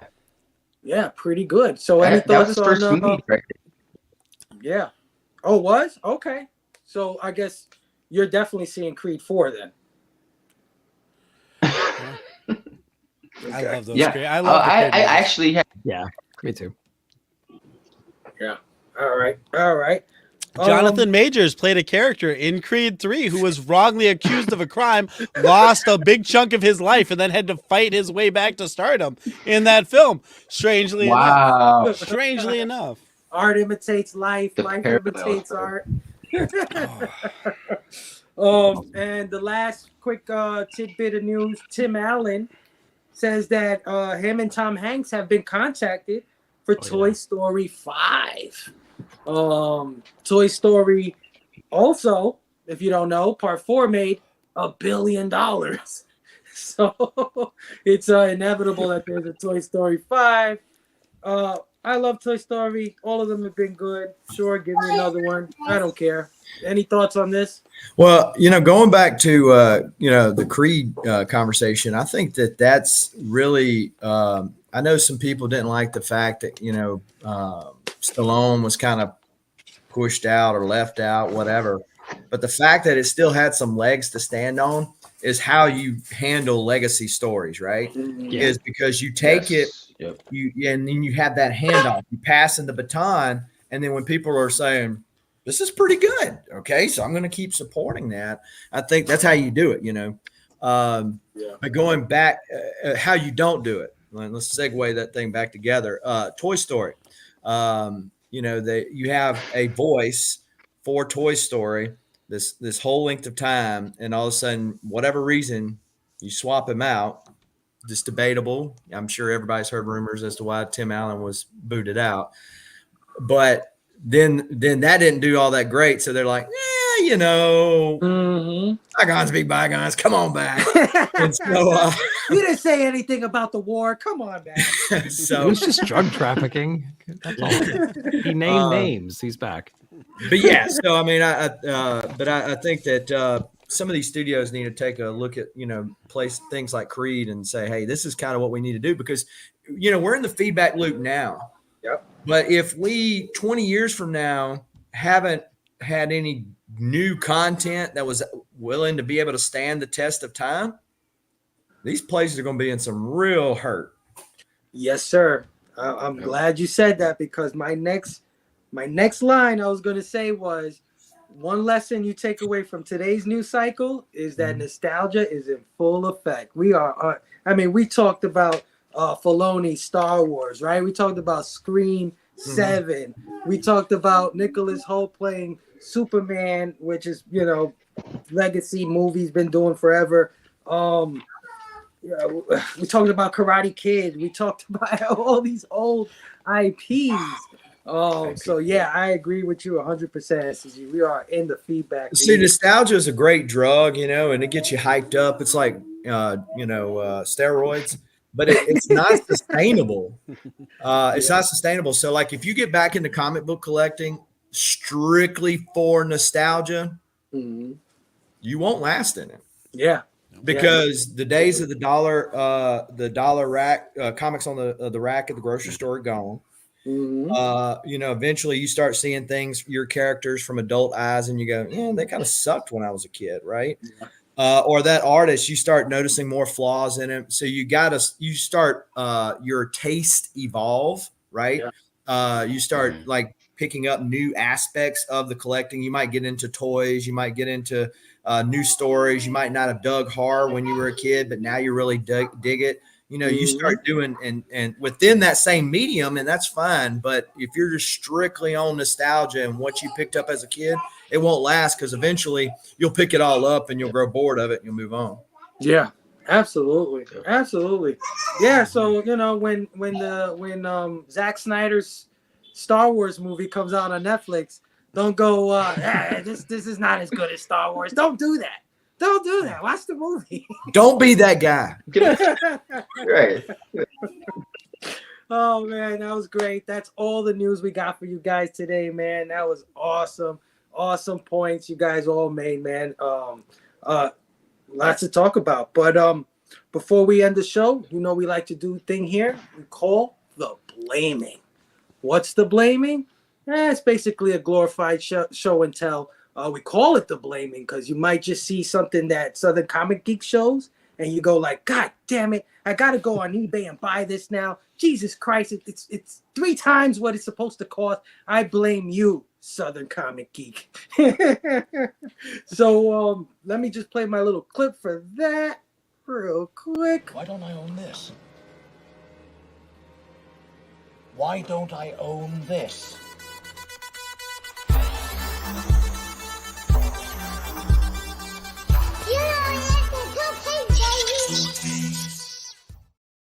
All righty, man. And I'm going to start with myself for the blaming today.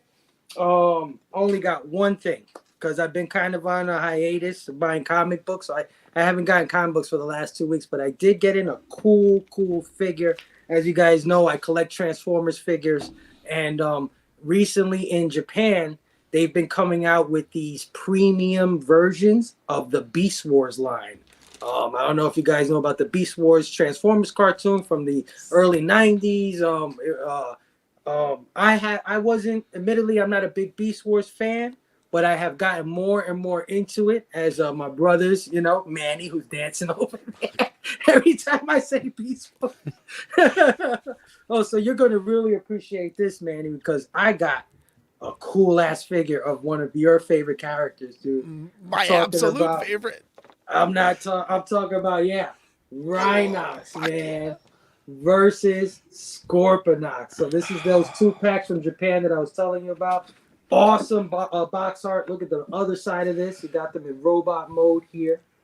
Beautiful. And it comes in this like nostalgic packaging. So this is how the Beast Wars toys came out in Japan. Pretty neat. Nice. See that? Like they're fighting each other. It's like a fighting game versus with all the original, packaging for the Japanese toys. And these are, as Manny can tell, they're very premium colored. Like the Rhinox that came out before this is gray. But if you look at the cartoon, he's not gray. He's this like weird bronzy gold color. So they basically went back and made them cartoon accurate. So Manny, you can blame me today for that hole in your wallet. It's inevitably coming. Manny, Just take it. you got the I'm sure you got it. The McDonald's Rhinox figure. Mm-hmm. You got the McDonald's. I knew it. And of He's like, course, "Say that less. that goes with this bad boy.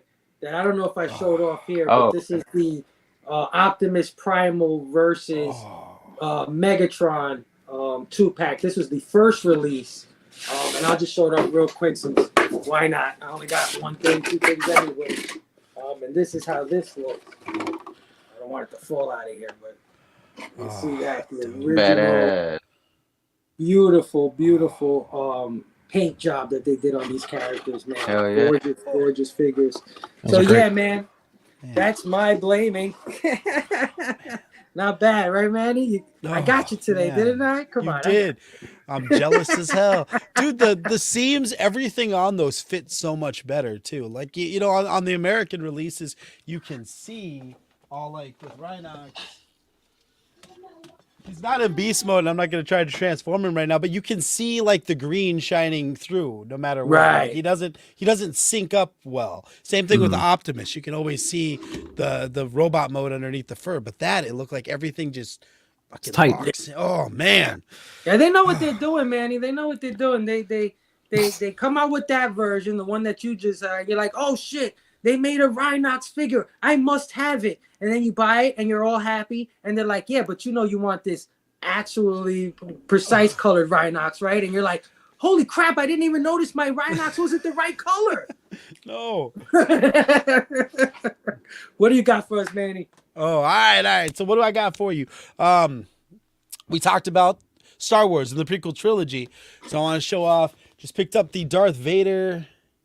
There we go. So Darth Vader, Palpatine, and Dooku set. for Star Wars 3. Damn. There you go. Nice. This wasn't the one I thought, so I'm glad that I saw it before I started talking.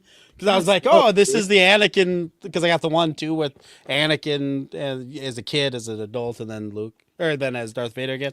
And I was like, fuck. So I'm glad I saw it before I said anything. Otherwise, you'd be like, that's not what that was. So got that. And then we talked about some nostalgia today. We talked a lot about nostalgia today. So let's keep the Star Wars train rolling. I picked up a couple of nice Star Wars Okay. Dark Horse books. There you go. Sweet. You know, I was hoping that one of them would have been Faloni wrote some of the early Clone Wars stuff, and I thought No. I'd grab some, but I didn't. No. Yes, he did. He did. Oh, shit. I might have to go get those. This was stuck to the back of that. So I also got a BPRD. BPRD. But then a whole bunch of Alien and Predator stuff because Disney is going to exhaust a few other of our franchises before they come back to this one. So I'm sure that these are coming. So I got the Dark Horse Presents 34. This is the preview of Aliens, the first when they started running Aliens, 1989. Nice. I love the covers, man. Alien Rogue, which is just another one of these Dark Horse Alien runs that like I only find like 2 fucking issues of anything. So I was like, where is the rest of this? I need to finish the story, and I can't. And then a couple of Predator books. That's Big dope, game. dude. Hell yeah. Oh, bad. So Hell Dark yeah. River, dude. This Dark River cover is fucking fire. Yeah, dude. I don't know who drew it, but it's gorgeous. Oh wow, nice colors. Gorgeous. Yeah. So That's that's dude. that's what I got. Yeah. I mean, there's a whole bunch of other shit I bought, think- but it's all over the place. Were you going to say, Link? Oh, no, I random. I was gonna say I think that Obi-Wan issue you had is like a key, a Star Wars key, or a minus Star Wars key, if I'm not mistaken. Like I the hope so, first 'cause Darth it was a Maul or buck. some shit. Yeah, that cover's Yeah, familiar. good shopping. Uh-huh. Yeah. Nick, Oh, for us. this past what was it? Not this last Friday, but the Friday before, we had Lorcana Chapter 2, Rise of the Bloodborne come out. So I got my booster box. This is my empty trove that I opened and everything. I pulled Dude, So many awesome legends. I pulled some miserable crap on my first opening, and then when I was in Florida, we went to a really cool shop down there in Sarasota. They had booster packs, and I went too crazy on those.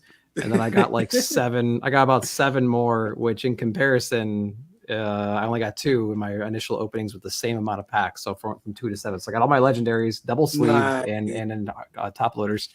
So that's cool. We're gonna do a little practice run later today at Cadets. So yeah, that'll be kind of fun to try out these new decks. So we're trying to dope. figure Yeah, out he hit us up in the back. It was like, yeah, hey, I just bought this. I got 2 legendaries, 2. Okay, yeah. So a booster box has 24 booster packs in them, and the expectation is like 1 in 5 packs will have a legendary card. Right. Obviously, legendary is the highest. Practically the highest. There's another tier, but like that's super rare. Of those 24 packs, I got 2, which is 1 in 12. Previously, it was 1 in 5, and then I opened up a whole bunch more, which then put me at like 1 in 17 packs at the end of the day. Yeah. And then I bought more, and then I got 7 more. So I got a busted pack. I got a busted box for sure. But anyways, yeah, Lord Crown is pretty cool. Yesterday was Black Friday, obviously, and so my shop had a 50% back issues. So and Stef and everybody, I walked you guys through my Uncanny run, but I got another 12 or 15 issues of Uncanny between 172 and 197. Manny, be careful. Manny, be careful. I did a whole bunch of diving for some 50% off books. So again, this is like 12 or 15 issues from 172 to 196. So Uncanny X-Men Go ahead and show is us the up. only series that I would buy in any condition. Right? I don't care if it's 2.0, 3.0, 5.0, 7.0. If they have it in the back issue bin, I'm picking it up. Oh yeah. Yeah. That's one of my favorite X-Men covers, bro. I love that Dark Phoenix. Yeah, that one. Yep. Yeah, she's taking on everybody. I always love that. I swear I have some of these, but my CLZ is not showing that I did. So I just went ahead, and they're 50% off. So I went ahead and grabbed them anyways. Wow. A few directs, but there's a lot of newsstands in here too. But yeah, I love that cover too. That's yeah.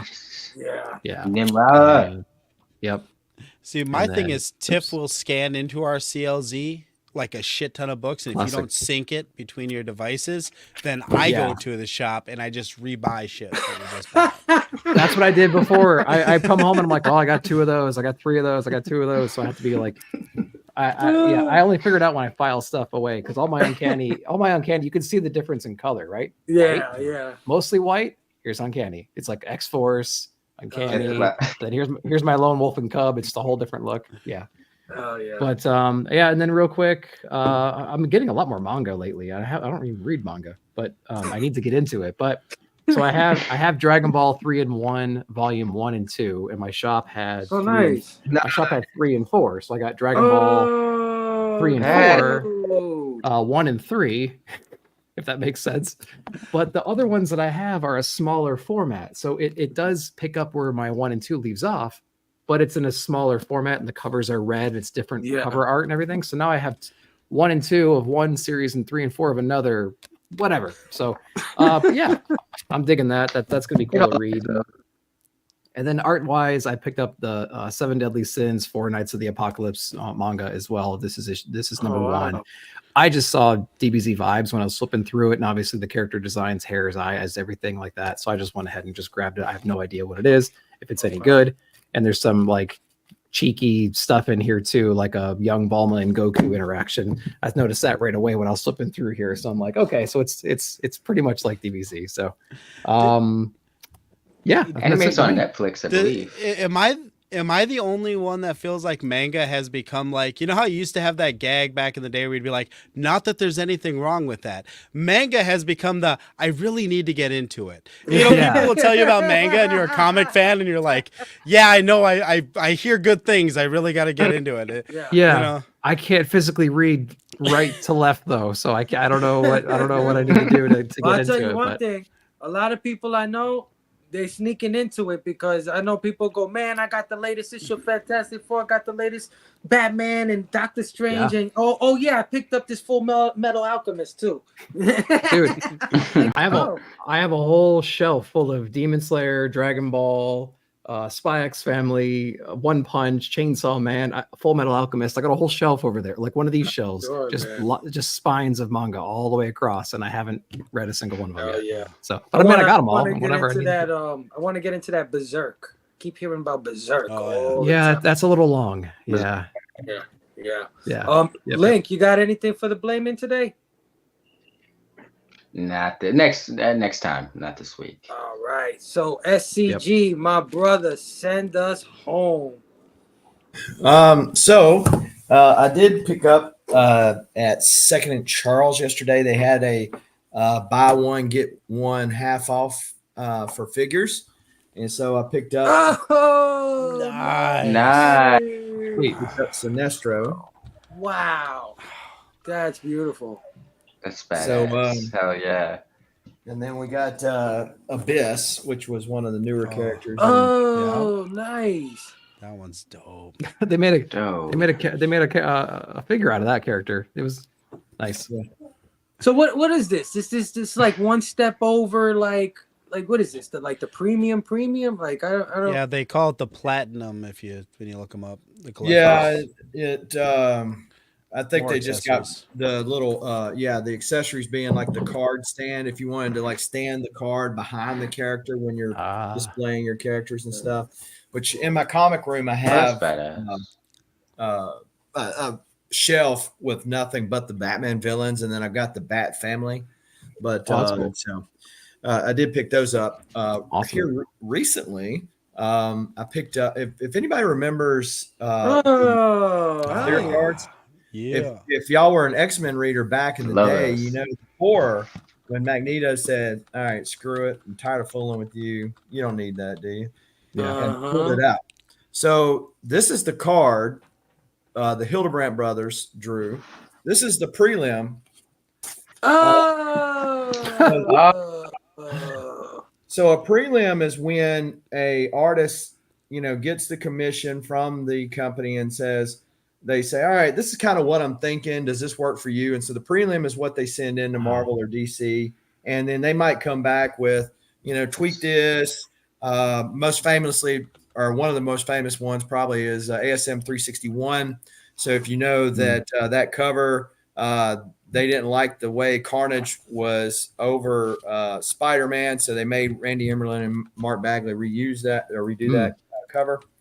So this is the prelim that Greg Hildebrandt, I think, drew for the card, and as you can see, pretty much it stayed much on point. I don't know why you're touching that with your That's hands, super your dope. bare hands. I don't know why that's not in a plastic somewhere. You're giving me a lot of anxiety here. Comic Geek.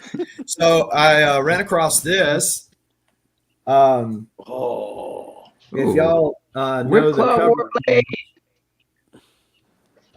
the cover homages to X-Men 5, Omega Red's first cover appearance.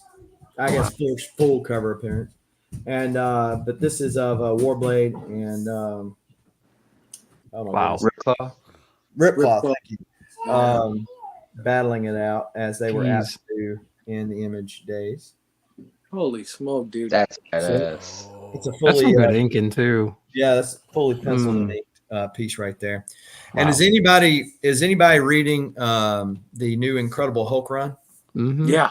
Kennedy Johnson going back to the horror vibes of Immortal Hulk. Oh yeah, they dropped a lot of pages online. Yeah. Oh, did you get yours yesterday? No. Oh, okay. This is from issue 2. So I got the PBS. Now, the old church.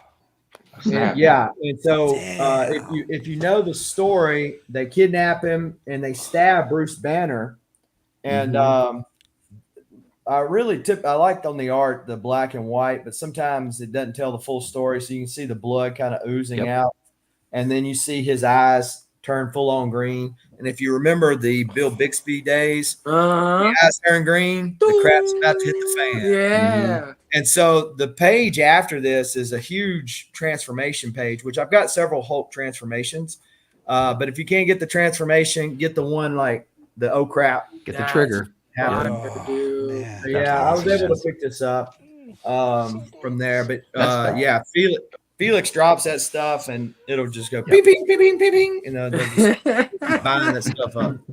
Yeah, but a buddy of mine a guy at the shop yesterday, he said that his pages were coming in to yesterday. So he's like, hey, they're going to be delivered in like 3 or 4 hours from the same run. So I didn't know if you guys all got yours at the same time or not, but that's cool. Yeah. So Felix finally shipped mine. They do payment plans. So I don't know if he had a really big page, he might have paid like half and then the other half. Oh, gotcha. It might have depends on when they shipped it, but that's awesome, man. But yeah, I think they all sold out 1 through 2, and was it 3? I think issue 3 might have sold. Somebody bought the whole issue, so it didn't even go to market. I tell you another one that I want to get one is Daniel Warren Johnson's Transformers run. Oh yeah. Yeah, we're talking the Transformers stuff a while ago, and that's been great. But the first issue sold out like hotcakes, and then somebody bought number 2 all together. Oh, wait. We're talking about a website here that sells OA. Yep. Yeah. Oh, yeah. Felix Comic Art and Cadence. They're the 2 biggest ones that I know of. Heritage. Oh, okay. So you want to talk to me about Lorcana, but you don't want to talk to me about the South Felix and all this other shit. Well, if you got $750 to drop on a regular page, then go for it. I might. Cheapest left is like $600. Transformers. Oh. Yeah, but Phable will find a way for that. It can get pretty pricey. Yeah. But yeah, so I especially like if it's a lot of action on the page, or if it's a artist that's no longer with us. Now I do have a page from Incredible Hulk 290. Yeah, this is the first. What the hell? This is the first Incredible Hulk issue I ever bought back in 1983. Nice. This is the Death of the Abomination. This is the page where he dies on it, as you can see. Wow, right here. And then this is MODOK. the first appearance of Miss MODOK. And then this is the page 2 where she turns on MODOK. But if any of y'all are familiar with that issue. Dope. Wow. Did you pick up anything in Memphis while there? Jeff Johnson was there, and I got one of his Fantastic Four pages. But I didn't know if you got anything from Memphis when we were there. Yeah, I have a. His first time, he already drops the mic on the blame and like. Boop. Yeah. So I have this Valiant book called The Book of the Geomancer. Okay. I bought this off of Valiant's website. What? And so it's obviously aged to look old. It's got the little lock on the side. And what are we about to see? What is going on? Oh, I wow. got Bo Hampton to draw that for me in Memphis. Wow. And then I also got Jeff Johnson to draw me. He didn't want he was the first one to draw here, but he didn't want to do the first page. He did me an XO. Wow. Nice. That looks awesome, dude. Yeah, he's a dude that I never knew about, and I recently figured out who he was, and I appreciate his work. Yeah, if you remember the 90s run on Wonder Man, when the Wonder Man news got announced and stuff, that #1 spiked, but that series is the one that he done. Yeah. But yeah, so and then he did Exo Man of War #0, which was one of the Wizard comics that you had to send off with back in the day. Yeah. And so that's why I picked him to do that one. But yeah, so I mean, if you want to blame somebody, blame for being broke, original art can definitely do it. Everybody's going to be blaming you today after today's show, man. It's over. You got the championship of blaming for today. Yeah, that's awesome, man. But it is one of a kind, right? So there are not 70 on the census or anything. These are what the artist drew over and scribbled over and penciled and inked over. That is gorgeous. Nick Klein is just something, man. He's something else. His art is gorgeous. It is. I mean, I love this Thor run. I mean, Oh yeah. This one too. Oh yeah. That's awesome. So yeah, man. Thanks for that. Thanks for that blaming. That was freaking amazing. I'm gonna give you a round of applause. Yeah, that was a good one. So Big Herm asked if this is an original Monopoly board, and yes, it is. Oh and my God. so Nice. if you this is part part of the original box right here, and then the houses and the hotels are made of wood. They're not made of plastic. Right. And then some of the stuff is not applicable anymore. Community chest, we're off the gold standard. Well, if you remember, we've been off the gold standard since Nixon was in office. Right. And I thought that this was kind of not politically expedient these days. Exemption card. The bidder does not pay when the share the wealth card is passed around. So, Yeah. Anyway, so That's awesome. I got that several years ago, and I've got several little I've got the original Sega games, Monopoly games. No. Nintendo, regular Nintendo, the pop, Dude. and the soda all up there. Oh, sweet. Oh my God. Wow. I just fell in love with Southern Comic Geek, man. I just fell in love with it. That's awesome. Right. Dude. Just now. I felt it in my heart. I was like, I think I love this guy. Wow. Southern Comic Geek, man. Thanks for that, man. If you got anything while I got you on the screen here, all big, anything you want to plug, anything coming up you want the people to check out? No, just check out any of my videos. You'll see the link tree in the description below there, and check out all the various platforms on coupon codes that are offered out there and all that kind of good stuff. And one of the things that I'll add, I'm sure it's been said many a time here, especially in the blame section of the show, is that collect what you love and you do you, right? So I know some guys who's got fantastic art, like Dinesh, who used to own Valiant Comics. He owns ASM 300's cover. He's got some serious bangers, right? So, but guys like him are like, hey, look, don't say, hey, yours don't pales in comparison to mine. Your collection's your collection. You worked hard. The stories behind you getting them, the stories behind you getting those comic keys, and what it took for you to move this and do this to get them. That's the fun part about collecting, as much as it is about the piece itself. And so, everybody do you inside your budget and have a lot of fun doing it. That's the main thing. Oh yeah. Thanks for joining me today, SCG. You've been awesome, brother. You've been awesome. Hope to do this again in the future for sure. My brother Missing Link, anything going on with you in the future you want to tell the people about? Every Wednesdays, Stu and I, Dr. Dreams Fan Club, do a little show called Supreme Clientele. Just talk about comic stuff. Come check us out. We had a cool little episode this past Wednesday. We were talking about comics we were thankful for, and it's always a good time. But yeah, Fatal Attraction was on there too. Yep. Yeah. Yes, sir. Yep. I almost busted out my cards when SCG busted out that Fatal Attraction, but I already declined. But next time. Hell yeah. My brother Manny. Boom. What's on, brother? Holiday Horror Fest is in full effect, so I'm covering comic books. So go check out Dylan's Horror Show's got some stuff on Thanksgiving, and I just jumped into Christmas because I got excited because I made videos and I was like, I'm just gonna release them. Fuck it. Come December, I won't have shit to talk about. Before you continue, I'm gonna take over here real quick. Everybody, if you're not already subbed up to Nerdtastic News and my brother Manny, go sub up to Nerdtastic News and my brother Manny. He's putting out these videos lately. They just did some Ghostbusters cartoon thing, going over the episodes.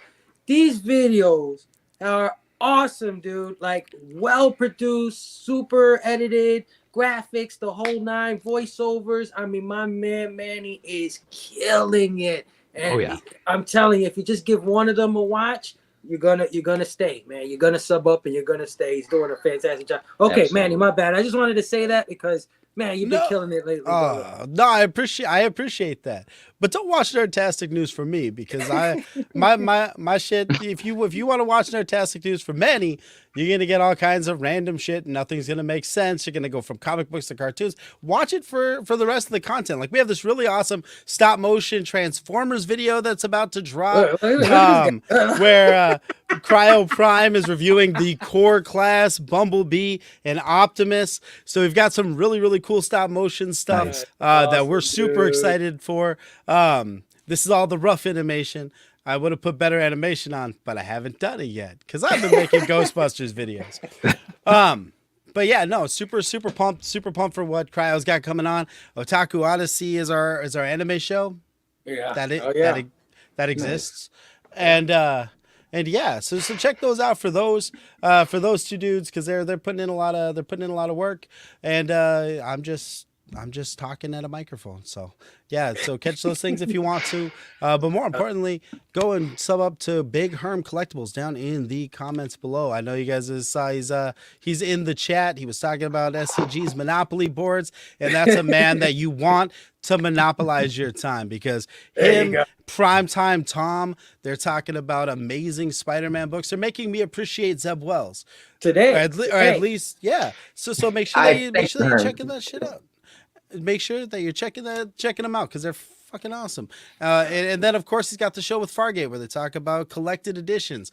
I would love to own collected editions because every once in a while when I go to the bathroom I run out of stuff to scroll on my phone. So I would love to have a big book in my lap to get me through the hard times. But then otherwise I wouldn't have any exposure to that. So thank you so much, Big Herm, for everything you do, man. Love you, man.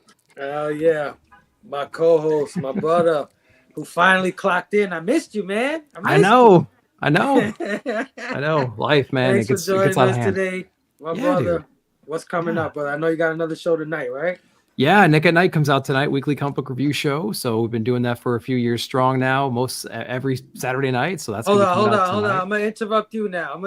Oh no. Yo, listen. If you're not subbed up to Nick Comic Culture, go sub up to Nick Comic Culture. We used to joke that he was the third best reviewer on OnlyFans, right? But no. This is not true no more. My man Nick has jumped up the ranks. He's got to be at least number 17 on YouTube now. I mean, it was maybe like 252. Yeah, now he's still up to like number 17. All right. Yeah. But anyway, go sub up to Nick Comic Culture. Now he's really killing it. I'm really serious. He's killing it on the reviews. Nick, my bad. Continue, my brother. No, I appreciate it. Saturday nights, 8 Eastern, so you can look forward to that, hopefully. I do my haul videos. I do cadets videos, what's out, what's coming out. So if you're in the FOC, you can pay attention to that one. And then I think this Thursday we have Best Comics of the Month over at Pop Culture Philosophers with Rock and Robbie Phillips. So you can look forward to that as well. But if you're into like key comics and things like that, I do top-down videos, going through the books, going over the stories. I have close to 20 of those episodes out right now, so you can check those out. And you can catch me here most Saturdays for Blame Fable's Amazing Friends, dude. Thanks for having me again. Always a pleasure to have you on, dude. Yeah, thanks. Of course, like I say, just sub up to Nerdtastic News, they're doing great things. Sub up to my brother Link and Stu, Dr. Doom's Fan Club. They're doing great on Supreme Clientele. Of course, Nick Comic Culture with the great reviews. And our great guest, SCG, man. Sub up to Southern Comic Geek on YouTube and Instagram, man. He's doing great things over there. Of course, you can catch us here every Saturday, 1 p.m. Eastern, One Collection Day on YouTube. Next week, we are going to be off, so no show next week. But we're going to come back the week after with Scotty Vaughn. S. Vaughn 82 will be joining us as our guest on Blame Phable and his amazing friends. Can't wait to hang out with that brother. And then after that, the week after that, we're going to have No Good Comics. Justin, the mayor of comics, will be joining us for our final show of the year. Because 2 weeks after that, we're off, guys. I'm not doing nothing. I don't want to do no shows. I want to think about writing shows and none of that. Of course, I want to thank everybody in the chat who joined us this afternoon. So many good people. Just want to say what up to Norman Rad. I saw you, brother. Station, thank you for joining us. If you're still in the house, my brother Big Herm, of course, join us. Station, my brother, and all of you guys, man. You guys have been amazing as always. Man, there's only one thing left to say. Be excellent to each other and party on, dudes. Station. Station, guys.